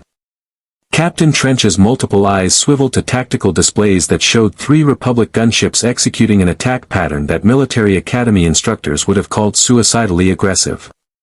Republic attack craft, a tactical officer reported. They're targeting our heavy weapons batteries. On the lead gunship's comm system, Anakin Skywalker's voice crackled with barely restrained fury. Separatist vessel, this is Republic forces. You are in violation of galactic medical protection conventions. Stand down immediately or we will disable your ship. Dooku's holographic image actually smiled. Ah, young Skywalker. Still so passionate. Still so predictable. He addressed Captain Trench without taking his attention from the tactical display. Ignore the gunships. Continue bombardment of the engineering section. Let's see if Skywalker values his new friend more than tactical sense. It will be instructive. But something was wrong. The Republic gunships weren't just attacking randomly, they were executing a coordinated strike pattern that suppressed the frigate's ability to target the medical station. One gunship drew point defense fire while another slipped past shields weakened by the first assault. The third maintained constant communication jamming, preventing the Separatists from calling for reinforcements. Captain Trench, Dooku's voice carried warning. What is happening? The attack pattern. I don't recognize it. It's not standard Republic naval doctrine. There, Trench's mandibles clicked rapidly as he processed tactical data. They're using atmospheric fighter tactics in orbital combat. Treating our ship like a ground installation. It's crude but surprisingly effective against our defensive programming. In the lead gunship, Anakin was grinning despite the danger, despite the proximity alarms shrieking about shield stress and hull temperature warnings. Master, this is insane. This pattern Captain Rogers showed us wasn't designed for space combat. And yet it's working. Obi-Wan's voice came from the second gunship, his tone mixing exhilaration with disbelief. He called it the howling commando maneuver, overwhelming aggression from multiple vectors to suppress a superior force's advantages. Very American. Very effective. Very likely to get us all killed. Then let's make it count. Anakin rolled his gunship into an attack vector that would have failed every safety protocol in Republic flight manuals. His weapons batteries locked onto the frigate's primary bombardment cannon, the weapon currently charging to fire on the engineering section where Steve Rogers held position. The cannon exploded in a cascade of secondary detonations that ripped through 2 decks of the Separatist frigate. Captain Trench staggered as his bridge shook, multiple eyes widening in what might have been the first genuine surprise of his military career. All batteries target those gunships. Trench roared. I want them destroyed now. But the gunships were already breaking off, mission accomplished, the frigate's ability to target the medical station temporarily disabled. Anakin's voice crackled across open comm channels, deliberately broadcasting so the entire engagement zone could hear, "This is Commander Skywalker to Captain Rogers. We've bought you time. Finish the evacuation. We're not leaving anyone behind. Especially not you." In the damaged engineering bay, Steve heard the transmission through his suit's failing comm system. His oxygen indicator showed 19 minutes. His arms burned with the strain of holding the thrust controls, even super soldier endurance had limits when maintaining constant pressure against mechanical systems for over an hour. But the evacuation was almost complete. Almost. Captain Rogers, Obi-Wan's voice replaced Anakin's, calmer but no less determined. The last transport is loading now. 247 survivors, including 32 children from the pediatric ward. Because of you. Because you refused to accept that we didn't have time. Steve's vision was starting to blur at the edges, early hypoxia symptoms despite the serum's enhanced oxygen efficiency. How much longer, General? 3 minutes. Can you hold? Yes. Steve's voice was steady despite everything. He'd said yes to harder questions than this. 3 minutes. He could manage 3 minutes. He'd held a bridge in Belgium for 4 hours against an entire Hydra battalion. He'd crashed a plane into the Arctic to save millions. 3 minutes was nothing. The thrust controls tried to slip backward as his grip weakened. He locked his arms, using body weight instead of just strength, thinking of every person on those transports. 247 people who would go home to families, who would have futures, who would live because one soldier decided that math didn't matter when lives were at stake. 14 minutes of oxygen remaining. The Separatist frigate was recovering, its secondary weapons coming online, targeting solutions being calculated for the medical station's engineering section. Captain Trench wasn't going to make the same mistake twice. This time he'd overwhelm the Republic gunships and finish the bombardment simultaneously. But something else dropped out of hyperspace, a Republic Star Destroyer, massive and powerful, its guns already tracking the Separatist frigate. Separatist vessel, this is Admiral Yularen of the Resolute. The voice carried absolute authority. You have 10 seconds to engage hyperspace before we reduce your ship to debris. This is not a negotiation. Count Dooku's holographic form flickered. Captain Trench. Withdraw. The objective was to test Captain America's principles and Skywalker's attachment. We have sufficient data. Engaging a Star Destroyer would be wasteful. But Count. Withdraw. The command carried dark side power that made even the holographic projection seem menacing. Captain America has proven he will sacrifice himself for others. Skywalker has proven he will risk his forces to save him. This information is valuable. More valuable than destroying them today when we can use these weaknesses against them tomorrow. The malevolent fist engaged its hyperdrive, vanishing in a streak of pseudo-motion. The engagement was over. The medical station survivors were loaded on transports. The evacuation was complete. Captain Rogers. Rex's voice burst through the comm, urgent and desperate. The last transport is away. You can release the controls. Captain. Steve's hands wouldn't move. Hypoxia had progressed to the point where his enhanced physiology was struggling to compensate. He could see the thrust levers, could understand intellectually that he needed to let go, but the signal from brain to muscle wasn't quite connecting anymore. Captain Rogers, this is Obi-Wan. Steve. Listen to my voice. You've done it. Everyone's safe. Now you need to save yourself. Let go of the controls and move toward the exit. We have a gunship waiting. 7 minutes of oxygen. Steve's fingers unclenched one by one. The thrust levers began sliding backward. Without atmosphere to escape, the station wouldn't decay fast enough to matter anymore.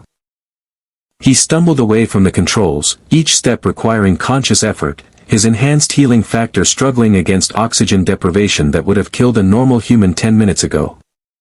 The engineering bay's exit seemed impossibly far away. His legs weren't quite obeying commands anymore. The world was narrowing to a tunnel of fading consciousness. He'd pushed too far, held too long. The serum could do many things, but it couldn't create oxygen from nothing. The last thing Steve Rogers saw before darkness took him was a blue lightsaber blade cutting through the damaged bulkhead, and Anakin Skywalker's face, determined and desperate, reaching toward him as gravity failed and everything went black. He woke up in a medical bay, oxygen mask over his face, surrounded by clone troopers who snapped to attention the moment his eyes opened. Rex was there, helmet off, his scarred face showing emotion that clones supposedly weren't capable of expressing. Captain Rogers. Sir. Welcome back. Steve tried to speak, but his throat was raw. A medical droid, he was getting used to those, adjusted his oxygen mix. After a moment, he managed, the survivors. All safe. 247 evacuated successfully, plus all Republic personnel. 0 casualties after you stabilized the orbit. Rex's voice carried something that might have been reverence. Sir, you held those controls for 73 minutes. Your oxygen ran out at minute 68. The medical droids say you should be dead or brain damaged. Instead, you're asking about other people. Part of the job, Steve rasped. No sir. Rex leaned closer, his expression intense. It's not. I've served under a dozen Jedi generals. I've fought alongside ARC troopers, commandos, the best soldiers the Republic has. None of them would have stayed in that engineering bay.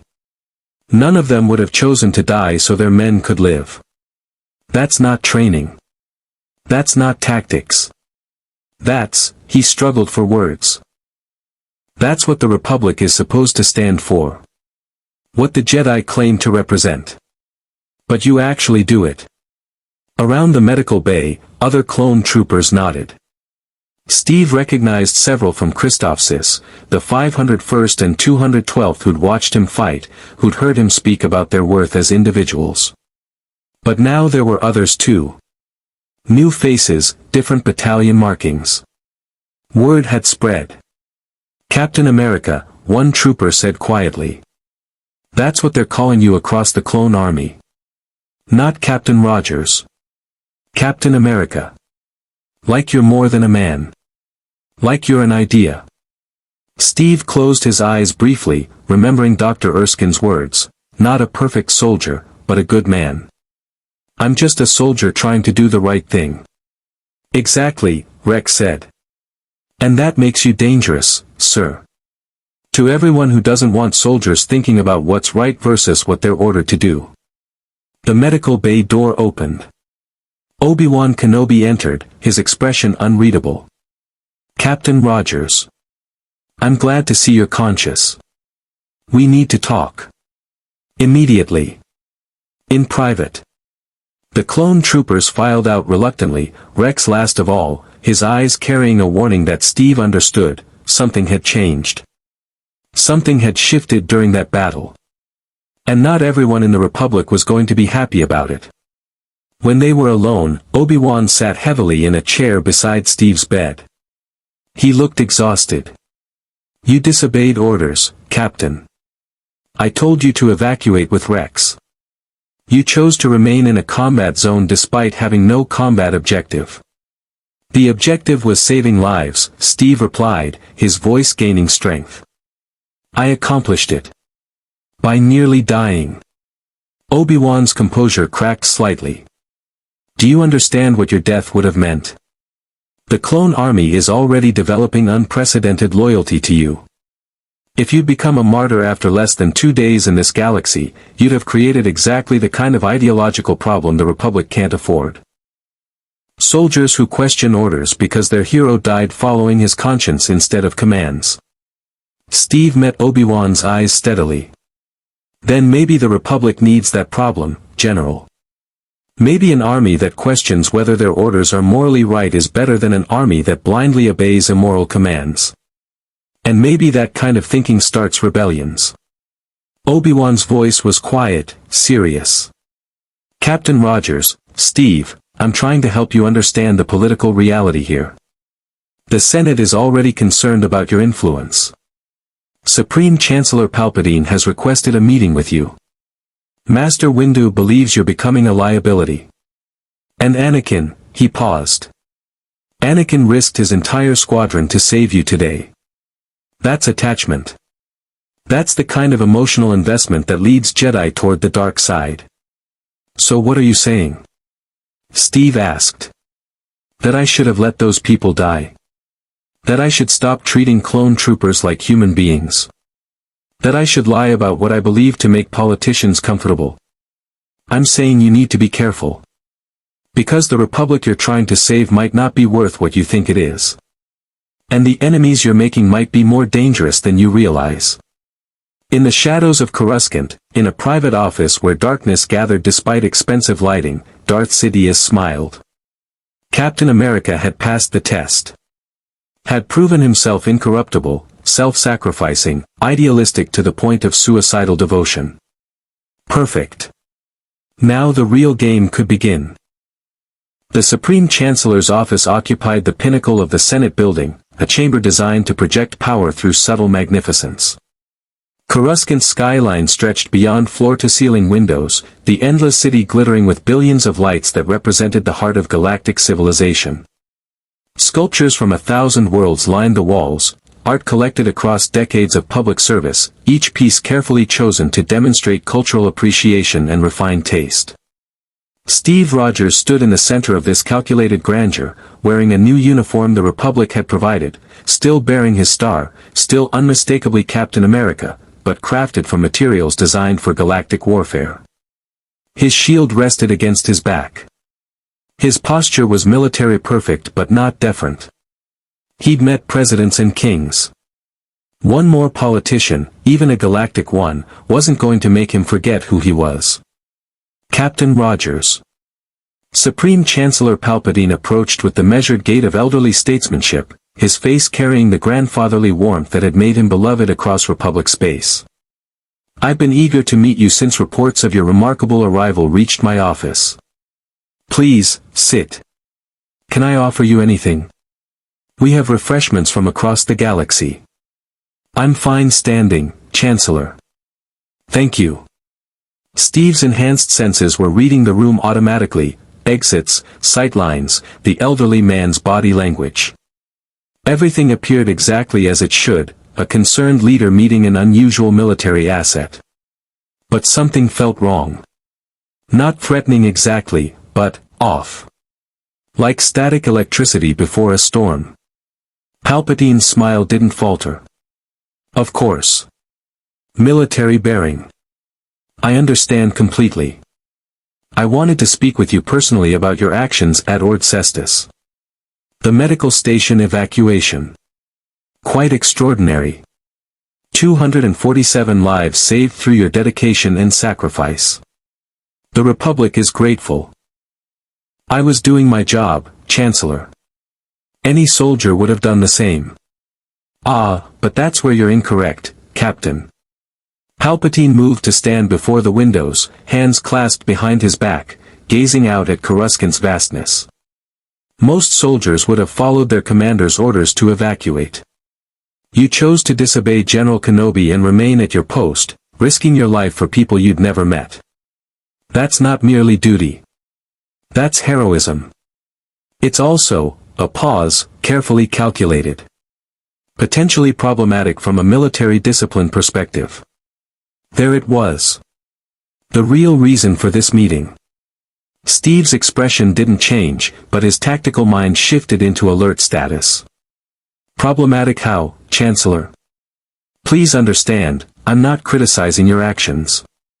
On the contrary, I find them admirable. But I've been Supreme Chancellor for 13 years, Captain Rogers. I've learned that heroism, while inspiring, can complicate command structures. When a soldier becomes a symbol, when troops develop personal loyalty to an individual rather than institutional authority, Palpatine turned from the window, his aged face showing concern that seemed utterly genuine. It creates the conditions for fracture. For good soldiers to follow charismatic leaders instead of lawful orders. With respect, Chancellor, soldiers should question orders. Should have the moral courage to refuse commands that violate their principles or endanger innocence unnecessarily. Blind obedience is what creates war crimes. True. But who decides which orders are unjust? You. The individual soldier. If every clone trooper began evaluating their commands through a personal moral framework rather than military protocol, our army would collapse into chaos. Palpatine settled into his chair with the careful movements of advanced age. The Jedi Council shares my concern, Captain. They worry that your influence, however well-intentioned, might undermine the very military structure we depend upon to protect Republic citizens from separatist aggression. Steve's jaw tightened. I've seen what happens when soldiers stop thinking, Chancellor. When they become tools that follow orders without question. It doesn't end well. Not for them, not for the people they're supposed to protect, and not for the nations that create those conditions. From your galaxy, perhaps. But this isn't your galaxy, Captain Rogers. Palpatine's tone remained gentle, almost paternal, but steel ran underneath the softness. We've maintained peace for 1,000 generations through institutional structures, through chains of command, through systems that transcend individual judgment. Yes, those systems have flaws. I'm the first to admit the Senate has become too bureaucratic, too slow to act. But they're better than the alternative: chaos, warlordism, strong individuals making decisions based on personal morality rather than democratic consensus. Democratic consensus that created an army of slaves, Steve said quietly. That treats sentient beings as property. That's willing to let medical stations be destroyed because defending them isn't strategically convenient. For just a microsecond, so brief that anyone without super soldier enhanced perception would have missed it, something flickered across Palpatine's face. Something cold and calculating that didn't match the grandfatherly image.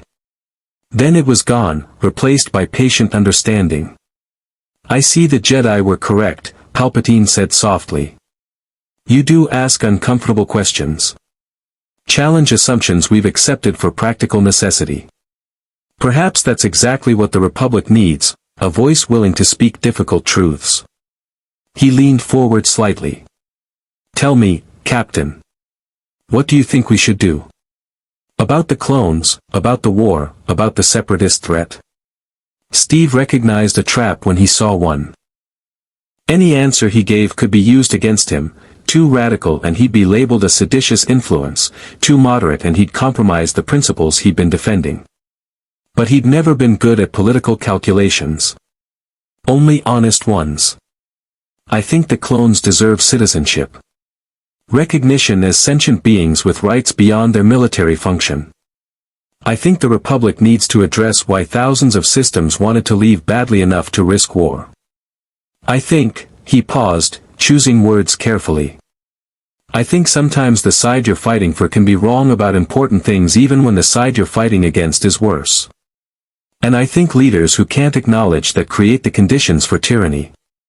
Silence filled the ornate office.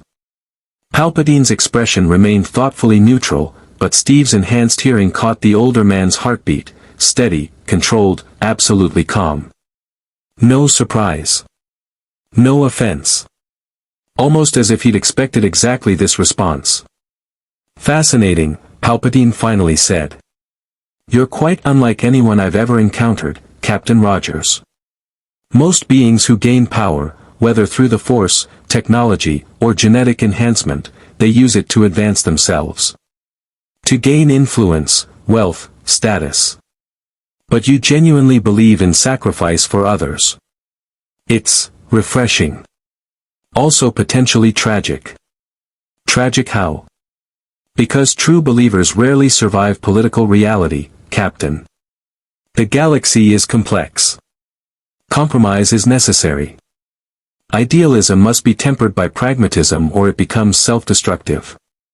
Palpatine stood slowly, moving with careful dignity toward a drinks cabinet. He poured himself something amber and aromatic, then turned back to Steve. Let me be direct. The Jedi Council wants me to restrict your access to clone units. To limit your advisory role to tactical consultation without direct troop interaction. Master Windu believes your philosophical influence is dangerous to military cohesion. And what do you believe, Chancellor? Palpatine smiled, warm, understanding, the expression of a leader who'd dealt with countless difficult personalities across decades of politics. I believe talent should be utilized, not wasted. I believe the Republic needs voices like yours, even when, especially when, those voices challenge our assumptions. So I'm going to override the Council's recommendation. You'll maintain your full advisory status with unrestricted access to clone units. Steve's tactical mind screamed warning. Politicians didn't override Jedi Masters out of principle. There was an agenda here, a calculation he wasn't seeing. Why would you do that, Chancellor? It would create conflict with the Jedi. Because the Jedi don't control the Republic, Captain. The Senate does. I do, as its elected representative. And because, Palpatine's expression became almost wistful. Because someone needs to remind us what we're fighting for. The clones respond to you because you treat them as people. Perhaps that's exactly the kind of leadership our army needs. Perhaps your unorthodox methods will prove more effective than traditional Jedi approaches. Every instinct Steve had developed fighting Hydra, dealing with politicians who smiled while planning betrayals, was telling him this was wrong. Palpatine's offer was too convenient, too perfectly aligned with what Steve wanted. But refusing it would mean accepting restrictions that prevented him from helping the clones, from making any real difference. I appreciate your confidence, Chancellor. But I need to be clear about something. I won't compromise my principles for political convenience. If I see something wrong, I'll speak up. Even if it's inconvenient for the Senate or the war effort. I would expect nothing less. Palpatine raised his glass in a small toast. to uncomfortable truths and the rare individuals brave enough to speak them. The Republic needs more people like you, Captain Rogers. Far more. As Steve left the Chancellor's office, escorted by Senate guards back toward the Temple District, he couldn't shake the feeling that he'd just made a terrible mistake. Not in what he'd said, he'd been honest, as always, but in accepting Palpatine's support. Something about that meeting felt wrong in ways he couldn't articulate. Behind him, in the privacy of his executive office, Palpatine's expression transformed. The grandfatherly warmth evaporated like morning fog, replaced by calculation cold enough to freeze stars. He activated a secure holographic communicator, and Count Dooku's image materialized. "Master," Dooku said respectfully. "I trust the meeting with Captain America was productive." "Exceedingly." Sidious, for that was who truly inhabited the Chancellor's aging form, smiled with satisfaction that held nothing human in it. "The dimensional traveler is exactly what we suspected, incorruptible, idealistic, and absolutely convinced of his moral superiority." "Perfect. I fail to see how that serves our purposes, Master." His influence on the clone army could undermine Order 66. If the clones develop genuine loyalty to him, they might question their programming when the time comes. "No, my apprentice. You're thinking too narrowly." Sidious began pacing, hands clasped behind his back, the movement of a predator considering prey. "Captain America's influence will make Order 66 even more effective. The clones will trust him, respect him, possibly even love him as soldiers love exceptional officers. And when the order comes, when their programming activates and they're forced to execute this man they've come to admire," Sidious's smile widened. "The psychological trauma will be devastating. Any clone who might have resisted the programming will be crushed by the horror of killing someone they considered a hero. The guilt will break them, make them even more dependent on Imperial authority afterward." Dooku's holographic form shifted slightly. "An elegant plan, Master. But it requires Captain Rogers to survive until Order 66. He has a distressing tendency toward self-sacrifice. Then we'll ensure he survives. Place him in situations where his heroism saves clone lives repeatedly. Build his legend. Make him indispensable to clone morale. The higher they elevate him, the harder they'll fall when they're forced to kill him." Sidious paused before his window, gazing out at Coruscant's glittering expanse. "And if he becomes too problematic before then, if his questions get too close to truths we've concealed, well, accidents happen in war. The beauty of Captain America is that he can serve our purposes alive or dead. As a living symbol, he undermines Jedi authority. As a martyred hero killed by Jedi orders, he drives a wedge between the Council and the clone army. Either outcome benefits the Sith." What about his questioning of the war itself? His observation about the Republic's moral failures? Let him question. Sidious's tone carried dark amusement. Let him speak uncomfortable truths about Republic corruption, Senate inefficiency, Jedi detachment. Every word he speaks prepares the galaxy for what must come, the realization that the Republic is broken beyond repair. That only through strong centralized authority, through an empire, can civilization be preserved. Captain America is building our propaganda for us, one honest observation at a time. Dooku's image bowed. "Brilliant, Master. Though I must admit, part of me almost respects him. His principles, however naive, are genuinely held. He believes what he advocates. Of course he does.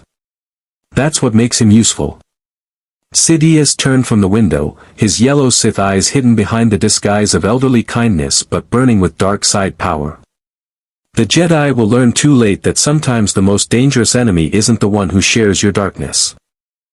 Sometimes it's the one whose light is so pure, so uncompromising, that it blinds you to the shadows gathering behind it."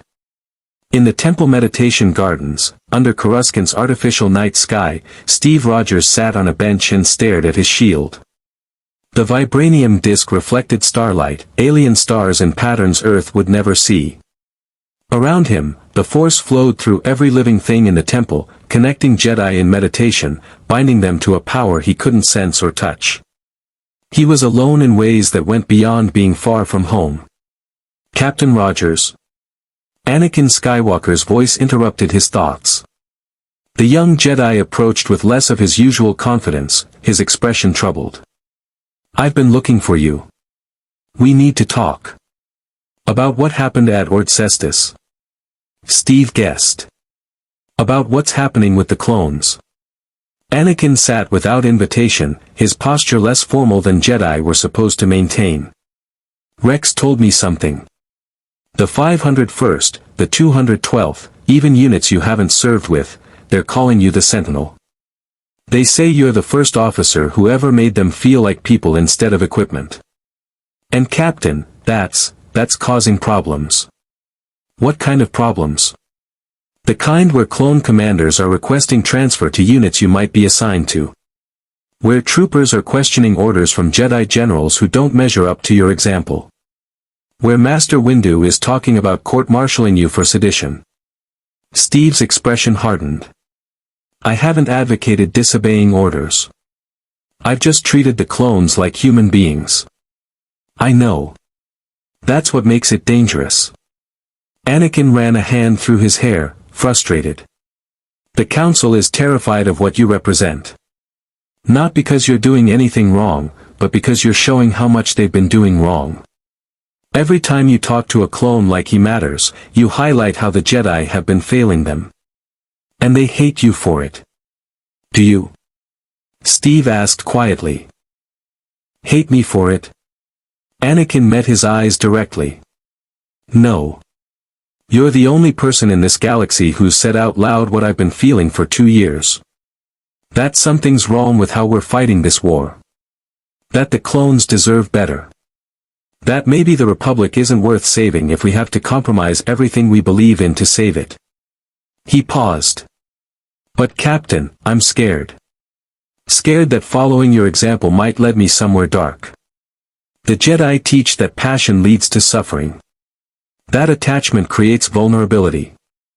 And you're making me care too much about individual clones, about whether our methods are morally right, about, he trailed off. About whether your masters are worth following. Steve finished gently. Yes. And that's dangerous thinking for a Jedi. Steve looked at his shield again, at the star that represented ideals his world had fought and died to defend. Anakin, I can't tell you what to do. I don't understand the Force, don't know your galaxy's history, don't have the wisdom your masters have accumulated over lifetimes. But I know this, questioning authority isn't dangerous. Accepting authority without question is. The moment you stop asking if your orders are right, the moment you stop wrestling with moral choices, that's when you become the kind of person who commits atrocities and calls it duty. The Jedi. The Jedi are people, Steve interrupted. Powerful people with good intentions, but people. They can be wrong. And from what I've seen, they're wrong about the clones. Wrong about detachment. Maybe wrong about this whole war. He turned to face Anakin fully. Don't let anyone, not me, not your masters, not even the Force itself, tell you that questioning makes you weak. Questions are what keep us human. What keep us good. Anakin stared at him for a long moment. The Council was right. You are dangerous. Maybe. But I'd rather be dangerous and right than safe and complicit in something wrong. The young Jedi stood slowly, his expression a battlefield of conflicting loyalties. Captain America. The Sentinel. Whatever they're calling you, just, be careful. The galaxy has ways of punishing people who won't compromise. And I don't want to lose someone who finally understands what I've been trying to say. After Anakin left, Steve remained in the gardens, alone with alien stars and troubling thoughts. He'd survived falling through dimensions, survived impossible battles, survived oxygen deprivation that should have killed him. But he was beginning to understand that the greatest danger in this galaxy wasn't separatist armies or Force users. It was the slow corruption that came from accepting wrong things as necessary.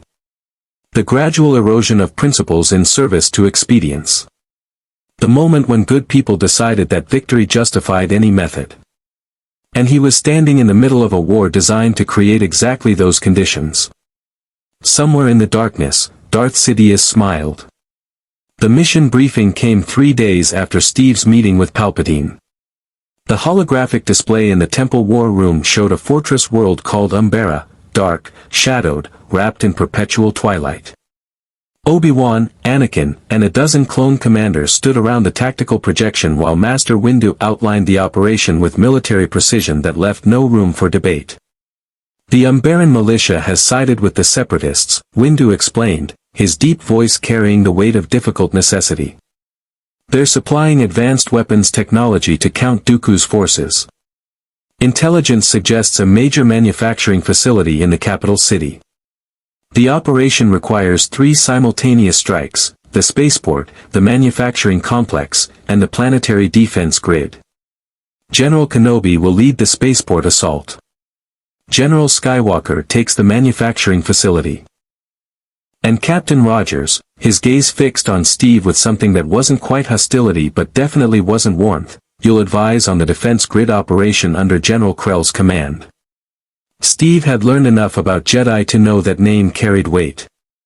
Pong Krell, a basilisk Jedi Master with 4 arms and a reputation for high casualties but successful missions. The clone commanders around the table shifted uncomfortably when his name was mentioned, their body language speaking volumes even when their discipline kept them silent. General Krell's tactical philosophy differs significantly from yours, Captain Rogers, Windu continued. He prioritizes mission success over minimizing casualties. The Council believes working under his command will provide valuable perspective on Republic military realities. Translation: they were testing him. Seeing if his principles could survive being subordinate to a commander who treated clones as expendable. Steve's jaw tightened, but he nodded. Understood, Master Windu. When do we deploy? 0600 tomorrow. Dismissed. As the briefing dissolved, Captain Rex approached Steve with unusual hesitance. The clone's scarred face showed concern that went beyond standard pre-mission anxiety. Captain Rogers. Sir. I need to speak with you. Privately. They found an empty equipment bay, the kind of anonymous military space that existed on every base in every army Steve had ever known. Rex removed his helmet, an informality that suggested the conversation transcended military protocol. Sir, I need you to understand something about General Krell before we deploy. He's not like General Kenobi or Commander Skywalker. He doesn't learn our names. Doesn't ask for our input on tactical planning. Doesn't seem to care when we die as long as the objective is achieved. Rex's hands clenched into fists. Last campaign under his command, my battalion took 47% casualties. 47%, sir. Because he ordered a frontal assault on a fortified position when reconnaissance showed a vulnerable flank route. When I suggested the alternative approach, he said, Rex's voice dropped to a bitter imitation, I don't require strategic advice from clone equipment, Captain. Steve felt cold rage settle into his chest, the controlled fury that had defined every fight against those who saw people as tools. Equipment. He called you equipment. Yes, sir. And he's not the only Jedi who thinks that way. Most are better at hiding it, but, Rex met Steve's eyes directly. Sir, the men in the 501st, the 212th, units across the clone army, we trust you. We believe in what you've been teaching us about our value as individuals, about questioning orders that waste lives, about demanding respect from our commanders. But if you work under Krell, if he forces you to compromise those principles, Rex swallowed hard. The men need to know if what you've been saying was real or just pretty words. It's real, Steve said immediately, his voice carrying absolute conviction. Rex, I can't promise this mission will go smoothly. I can't promise Krell will listen to me or respect you. But I can promise this, I will not, under any circumstances, treat you or your brothers as expendable. If Krell gives an order that unnecessarily risks clone lives, I will object. If he insists, I will refuse to support it. And if necessary, I will disobey direct commands to protect the men under my care. Rex's expression shifted between hope and fear. Sir, that could mean court-martial. Could mean the Jedi Council strips your advisory status. Could mean. I know what it could mean, Captain. I've disobeyed orders before when those orders were wrong. I crashed a plane into the Arctic rather than let weapons of mass destruction reach civilian populations. I can handle whatever consequences come from choosing soldiers' lives over military politics. Steve placed a hand on Rex's shoulder. Tell the men this. Captain America doesn't abandon his principles when they become inconvenient. That's the whole point of having principles. The relief on Rex's face was profound, almost painful to witness. Yes, sir. The men will be glad to hear it. Though, sir, be careful with Krell. He's not just callous. There's something wrong with him. Something dark. I can't explain it better than that, but trust my instincts on this. Steve trusted those instincts. He'd fought alongside enough good soldiers to know when one sensed danger that analysis couldn't quantify. I'll be careful. And Rex? Watch the men's backs out there. If something goes wrong, if Krell gives an order you know will get everyone killed, prioritize survival over obedience. That's not sedition. That's tactical sense. The next morning, Republic transports descended through Umbara's perpetual gloom toward landing zones marked by clone advance forces. The world lived up to its reputation, darkness so profound that even enhanced vision struggled, bioluminescent plant life creating an alien landscape where shadows held menacing depth. Steve stood in the transport's bay beside General Pong Krell, and everything about the basilisk Jedi made his tactical instincts scream warnings. Krell was massive, nearly 7 feet tall with 4 arms, each capable of wielding a lightsaber. His face held a cruel expression that seemed permanently etched, and his eyes showed the kind of contempt that officers developed when they'd stopped seeing subordinates as people. He carried 2 double-bladed lightsabers, aggressive weapons that spoke to combat philosophy prioritizing offense over defense. Captain Rogers. Krell's voice was deep, dismissive, the tone of someone addressing an irritating obligation. I've heard much about you. The Jedi Council speaks of your unorthodox methods with concern. Master Windu believes you've been encouraging dangerous individualism among the clones. I look forward to seeing if your reputation is earned or merely inflated by clone gossip. I look forward to proving it's earned, General, Steve replied evenly, refusing to rise to the bait. We'll see. The defense grid operation requires destroying 6 shield generators positioned around the capital's perimeter. Standard Republic doctrine suggests methodical approach, disable them sequentially, one at a time, minimizing risk. But standard doctrine is for commanders who value caution over victory. We'll hit all 6 simultaneously with frontal assault teams. Higher casualties, but faster completion. Steve's tactical mind immediately saw the problems. Simultaneous assaults meant dividing forces, eliminating mutual support, creating 6 separate battlefields where reinforcement would be impossible. Frontal assaults against fortified positions meant maximum exposure to defensive fire. It was the kind of plan that prioritized speed over lives, exactly what Rex had warned about. General Krell, I'd like to suggest an alternative approach. I did not request suggestions, Captain. I issued orders. Krell's 4 eyes fixed on Steve with open hostility. You are here as advisor at the Supreme Chancellor's insistence, not mine. You will observe, learn how real military operations function, and refrain from contaminating my troops with your seditious philosophy about clone personhood. The transport bay fell silent. Every clone within earshot had gone statue still, their body language screaming tension. This was the moment Rex had warned about, the test of whether Steve's principles survived contact with a commander who embodied everything he opposed. General Krell, Steve said carefully, keeping his voice respectful but unyielding, these men aren't tools. They're soldiers who deserve tactical planning that values their lives. A frontal assault against 6 hardened positions simultaneously will result in casualties that could be avoided with. Casualties are acceptable when achieving victory.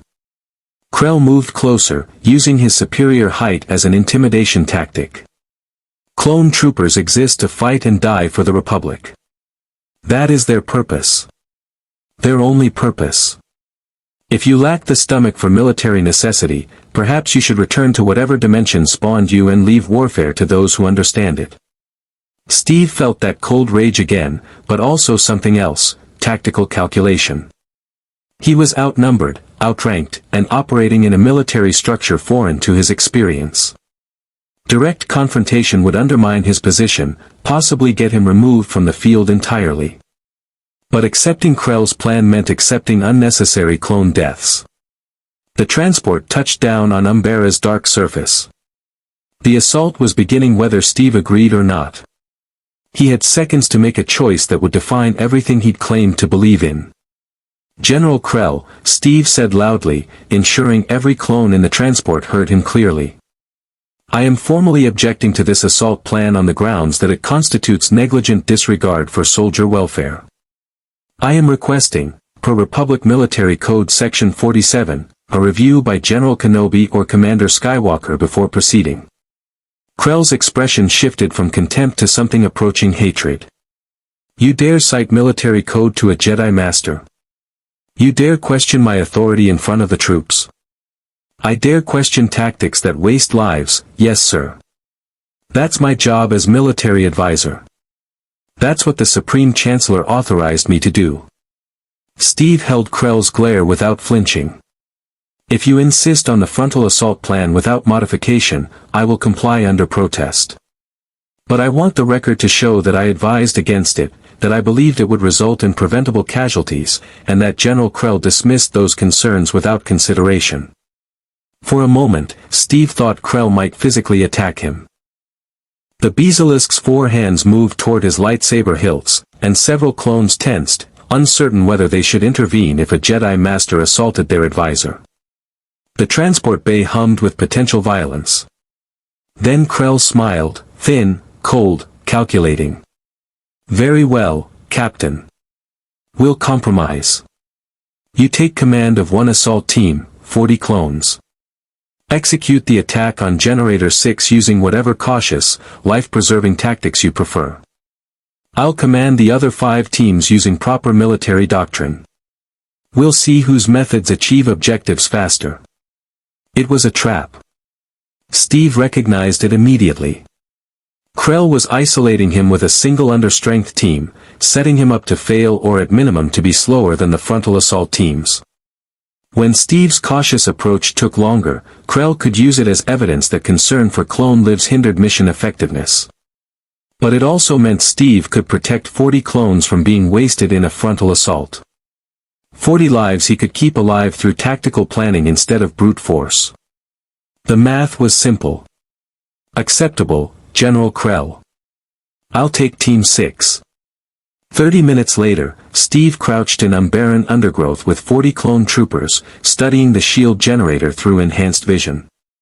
The position was exactly as intelligence suggested: hardened bunker, automated turrets, clear killing zones in all approach directions.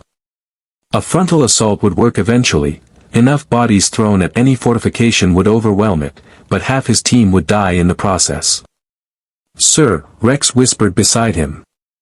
The clone captain had volunteered for Steve's team over Krell's objections. "Generator is positioned on high ground with interlocking fields of fire. Standard Republic assault would be costly." "Then we don't do standard," Steve replied quietly. "Rex, I need your assessment. Those turrets, automated or manned?" Rex consulted his scanner. "Automated, sir. Umbaran technology uses sophisticated targeting algorithms, but they're still programmed systems. Which means they have predictable patterns. Limitations." Steve's tactical mind assembled a plan built on principles that had worked in France, Belgium, everywhere he'd fought. "Here's what we're going to do: I'm going to draw their fire. Full frontal approach, shield raised, fast as I can move. The turrets will target me because I'll be the obvious threat. While they're focused on me, your men flank through the undergrowth, approach from sides where turret traverse speed is slowest. Plant charges on the generator supports and withdraw before the turrets can retarget. Sir, that's suicide. Those turrets will tear you apart. No, they won't. Trust me. Steve gripped his shield tighter. Rex, I've drawn fire from Hydra energy weapons, Nazi artillery, and Chitauri plasma cannons. I know how to use this shield. And more importantly, I know how to make sure my soldiers survive while I take the risks. That's what officers do. Rex stared at him for 3 heartbeats. The rumors are true. You really do lead from the front. Always have. Now get your men in position. On my signal. Steve burst from cover at superhuman speed, shield raised, heading directly toward the generator bunker. The automated turret swiveled immediately, tracking software identifying the threat, weapons spinning up with mechanical precision. Energy bolts lanced through Umbaran darkness, brilliant against the gloom, far more powerful than conventional blasters. The first bolt struck his shield dead center. Vibranium absorbed the impact perfectly, the energy dispersing across the molecular structure without penetrating. Steve angled his approach, forcing the turrets to track laterally, exploiting the brief delay between target acquisition and firing solution. More bolts struck, shield, his shoulder armor that sparked but held. He was moving too fast, too unpredictably, serpentining through the killing zone using enhanced reflexes that made him impossible to target effectively. Behind the distraction, Rex's clone troopers moved like shadows through the undergrowth, approaching from angles the turret programming hadn't adequately defended. They placed charges with professional precision, set timers, withdrew to safe distance. Charges set. Rex's voice crackled through the comm, "Get clear, Captain." Steve reversed direction mid-sprint, using enhanced leg strength to propel himself backward with enough force to carry him 20 feet in a single leap. The turrets tried to retarget but automation couldn't match super soldier reflexes. He dove behind a bioluminescent boulder as the charges detonated, and the shield generator collapsed in a cascade of secondary explosions that lit Umbara's darkness like dawn. Target destroyed, Rex reported, his voice carrying unconcealed amazement. 0 casualties. 0. Sir, that was. I've never seen anything like that. Steve stood, checking his team. 40 clones, every single one intact, staring at him with expressions mixing awe and vindication. They'd just witnessed proof that caring about soldier welfare didn't hinder mission success, it enhanced it by keeping good soldiers alive to fight another day. That's one down, Steve said, reloading his borrowed Republic sidearm. Now let's see how the other teams are doing. The answer came through the comms, garbled, desperate transmissions from teams 2 through 5. Krell's frontal assaults had hit hardened positions exactly as predicted, and the casualty reports were devastating. Team 2, 18 dead, 23 wounded. Team 3, 15 dead, 17 wounded. Teams 4 and 5 had stalled completely, pinned down under fire too intense to advance through. This is Captain Rogers to all teams. Fall back to defensive positions. Do not continue frontal assault. Repeat, fall back and regroup. Negative. Krell's voice cut through the comm channel with fury. All teams will continue assault as ordered. Captain Rogers, you are relieved of command authority. Clones, ignore his orders and General Krell. Steve's voice carried the same authority that had rallied soldiers through hell itself. Your assault plan has failed. Continuing it will result in total casualties with no strategic gain. I am formally assuming tactical command under Republic Military Code Section 93, Emergency Field Authority when commanding officers' orders constitute clear and present danger to troop survival.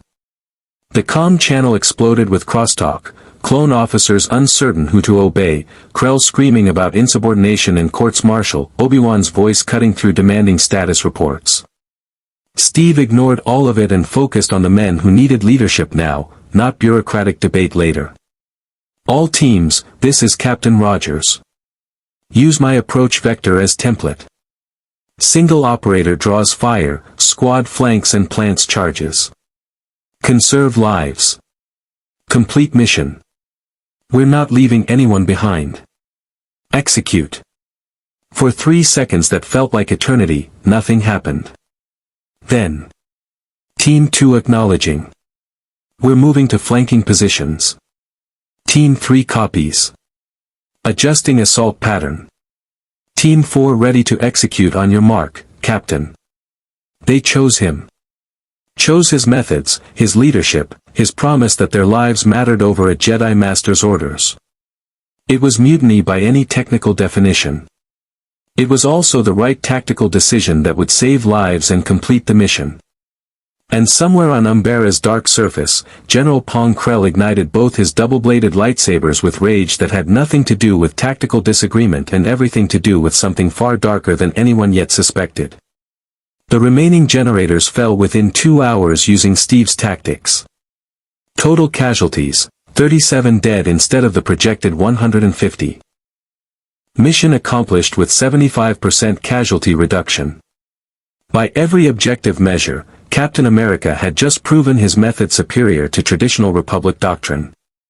But as Steve stood among exhausted clone troopers who looked at him with devotion bordering on worship, as Krell approached with murder in his eyes and lightsabers humming with barely restrained violence, as distant comm channels carried news of this tactical insubordination to the Jedi Council and Supreme Chancellor, Steve understood he'd just crossed a line that couldn't be uncrossed. He'd chosen clone lives over Jedi authority. Chosen morality over military hierarchy. Chosen his principles over his position. And in doing so, he'd just declared war on a system that would destroy him for it. Captain Rogers. Krell's voice was poisonous, deadly. You are under arrest for insubordination, inciting mutiny, and violation of chain of command. Surrender your weapon and that shield, or I will take them by force. Steve looked at the clone troopers surrounding him, Rex, Fives, Echo, Jesse, Kix, 40 names he'd learned and 40 faces he'd memorized. They were reaching for their weapons, uncertain, conflicted, torn between programming and principle. This was the moment. The choice that would define everything. Steve Rogers raised his shield and made his stand. No. The standoff on Umbara lasted 7 seconds that reshaped the galaxy. General Pong Krell stood with 4 arms spread, dual double-bladed lightsabers igniting the darkness with aggressive crimson light. Behind Steve Rogers, 40 clone troopers had weapons raised, not pointed at their advisor, but positioned between him and the Jedi Master, their body language screaming a decision that violated every aspect of their training and programming. Stand down, clones! Krell roared, his voice carrying dark side resonance that made the air itself vibrate. I am your superior officer. You will obey or be executed for treason. We're not standing down, sir. Rex's voice was steady despite the tremor in his hands. Captain Rogers saved our lives. Saved our brothers. We're not letting you arrest him for doing what every officer should do, putting soldiers first. The moment crystallized, Republic clone trooper openly defying a Jedi general to protect a dimensional traveler who'd been in their galaxy less than 2 weeks. It was the kind of fracture that militaries couldn't survive, the crack in authority that preceded collapse. Every clone present understood what this meant for their future. What it meant for the war. What it meant for an army bred to obey, watching their brothers choose loyalty to an ideal over loyalty to the chain of command. Krell's lightsabers hummed with murderous intent. He was going to attack. Going to cut through clones to reach Steve, and the slaughter would end any possibility of resolution. Steve could see it in the basilisk's eyes, not just anger, but something darker, something that transcended tactical disagreement and touched genuine malevolence. General Krell. Obi-Wan Kenobi's voice cut through the tension like a precision strike. The Jedi Master materialized from Umbara's shadows, his own lightsaber ignited but held in a defensive position. Anakin Skywalker flanked him, blue blade casting sharp relief across his troubled face. Stand down. Immediately. That's an order from the Jedi Council. The Council has no authority here. Krell snarled. These clones have committed mutiny. The penalty is investigation first, punishment after. Obi-Wan interrupted, his tone brooking no argument. Lower your weapons, General. Captain Rogers, order your men to stand down. Now. Before this becomes something none of us can repair. Steve measured the moment with tactical precision. Fighting wasn't the answer, it would just prove Krell's accusations, would give the Council justification for everything they feared about his influence. But surrendering meant trusting Jedi justice, trusting a system he'd spent 2 weeks learning to distrust. He met Obi-Wan's eyes across the darkness and saw something there. Not agreement exactly, but acknowledgement. Understanding that something fundamental had broken tonight, and how they handled it would determine whether the fracture could be contained or would spread until it destroyed everything. Stand down, Steve ordered quietly. Lower your weapons. That's a direct order from me. The clones obeyed, but their positioning remained protective, their expressions broadcasting that orders or not, they weren't letting Krell near Captain Rogers without going through them first.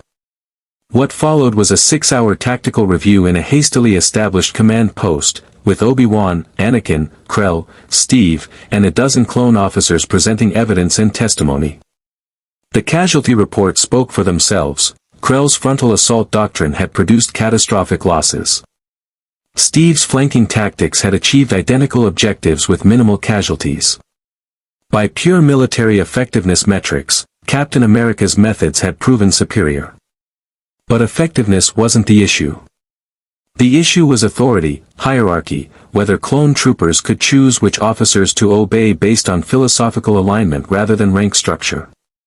If tonight's precedent stood, if clones could refuse Jedi orders because they preferred an advisor's approach, the Republic military would fragment into warlord factions following charismatic leaders instead of institutional command. Captain Rogers saved lives, Anakin argued passionately during the review, his frustration with the Council's conservatism finally breaking free. That should matter more than whether he followed protocol. We're fighting a war to protect people, not to maintain bureaucratic hierarchy. We're fighting a war that requires disciplined military structure, Obi-Wan countered, though his expression suggested the words pained him. Structure that collapses if every soldier can choose which orders align with their personal morality. Captain Rogers' tactics were effective, but his insubordination sets a precedent that could destroy the army from within. The debate raged until transmission from Coruscant interrupted, Supreme Chancellor Palpatine's hologram materializing with perfect timing, his grandfatherly expression radiating concern and wisdom. Masters Kenobi, Skywalker. Captain Rogers. I've reviewed the tactical reports from tonight's operation. Quite the dilemma you've created. Palpatine's gaze fixed on Steve with an intensity that felt wrong, calculated. Captain, you disobeyed a Jedi General's orders. Incited what technically constitutes mutiny. By military law, you should face court-martial and the clones who supported you should be decommissioned. Harsh, but necessary to maintain order. Steve's jaw tightened, but he remained silent. Palpatine continued, his tone shifting to something almost regretful. However, your method saved clone lives while achieving identical tactical objectives. Your insubordination resulted in 75% casualty reduction compared to General Krell's approach. From a purely strategic perspective, the Republic needs more officers who prioritize soldier survival, not fewer. A meaningful pause. Therefore, I'm issuing executive clemency. No charges will be filed against Captain Rogers or the clone units involved. Instead, I'm commissioning a military review board to evaluate tactical doctrine across all Republic forces. Perhaps Captain Rogers' methods deserve broader implementation. The relief in the command post was palpable, clones, Anakin, even Obi-Wan showing visible tension release. But Steve felt that same warning instinct screaming louder. Palpatine had just turned potential disaster into political opportunity, transformed Steve's rebellion into sanctioned reform, and in doing so, had made Captain America dependent on the Chancellor's continued support. The trap had closed, and Steve hadn't even seen the jaws until they'd locked around him. Days later, back on Coruscant, Steve stood before the Jedi Council once more. Master Windu's expression held vindication mixed with frustration, vindication that Steve had proven as problematic as predicted, frustration that Palpatine's intervention had prevented corrective action. "Captain Rogers," Windu said heavily. "You've been in this galaxy for 2 weeks. In that time, you've challenged our military doctrine, questioned our treatment of clone troopers, inspired unprecedented loyalty among Republic forces, and committed technical mutiny against a Jedi general. The Supreme Chancellor has granted clemency, but the Council must decide whether you remain a Republic advisor or are removed from military operations entirely." Steve met the collective gaze of 12 Jedi Masters and spoke truth the way he always had, directly, honestly, without political calculation. "Masters, I'm not trying to undermine your authority or destroy Republic military structure. But I've seen what happens when soldiers become tools instead of people. When victory matters more than the lives spent achieving it. When institutions prioritize self-preservation over the principles they claim to serve. It never ends well. Not for the soldiers, not for the institution, and not for the ideals that institution was supposed to protect." Noble words, Master Windu acknowledged. But nobility doesn't eliminate the practical reality. An army where soldiers choose which officers to obey based on personal preference is an army that will collapse into chaos. What you call principle, we call the path to anarchy. "Or the path to an army worth having," Steve countered. "An army of thinking soldiers who understand what they're fighting for and believe their lives matter to the people commanding them. That's not anarchy, Master Windu. That's the difference between tools and warriors. Between slaves and free men choosing to serve something greater than themselves." Yoda's ancient eyes opened fully, fixing Steve with a gaze that seemed to peer through dimensions. "See the future, I cannot, when you are involved, Captain America. The Force swirls around you like fog, hiding what comes, obscuring destinies. Dangerous, this is. Or perhaps necessary. Time will tell." The ancient master's staff tapped the floor with finality. "Remain as military advisor, you will. But watched closely, you shall be. And should your influence fracture the army beyond repair," he left the threat unfinished. That night, in quarters assigned to him in the temple, Steve sat with his shield across his knees and thought about home.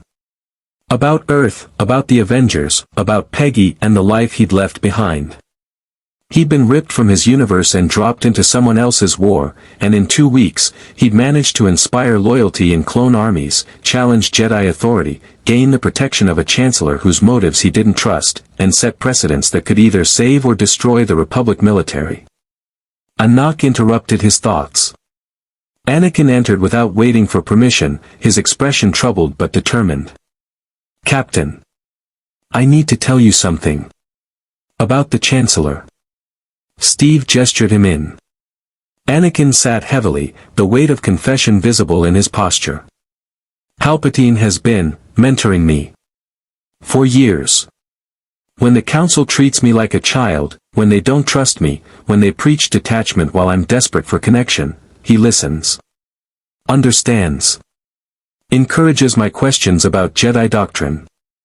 Anakin's hands clenched. "But tonight, after your clemency was announced, he said something that bothered me. He said that you were proving useful to his plans. That men like you, incorruptible, principled, make the best martyrs when circumstances require it." Cold settled into Steve's gut. "He wants me dead."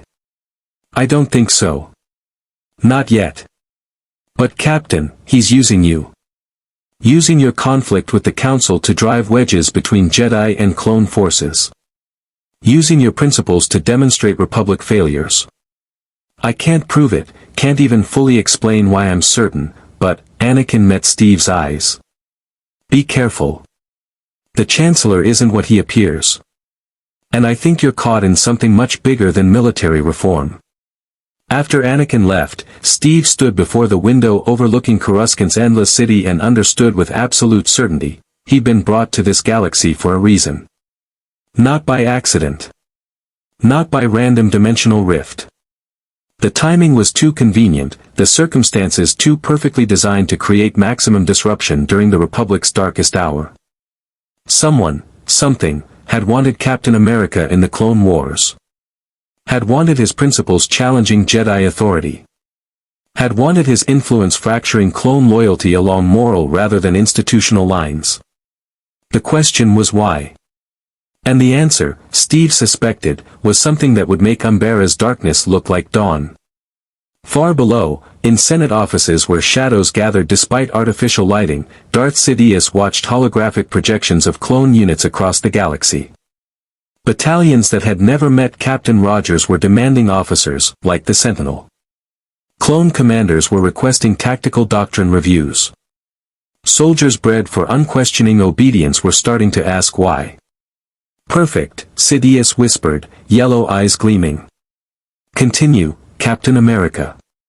Continue inspiring them to question, to value their individual lives, to develop genuine loyalty to principles instead of programming.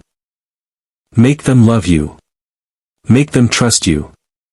Make them believe in the ideals you represent. His smile widened, cold and patient as death itself. Because when Order 66 comes, when their programming activates and they're forced to kill the hero who taught them they were people, the psychological destruction will be absolute. The guilt will shatter them. And from that shattered army, I will forge an empire of soldiers who never question, never doubt, never again believe that individual morality matters more than absolute obedience to power. Captain America will die not knowing he helped create the very tyranny he fought to prevent. That is the true artistry of the Sith, turning the enemy's greatest strength into the weapon that destroys them.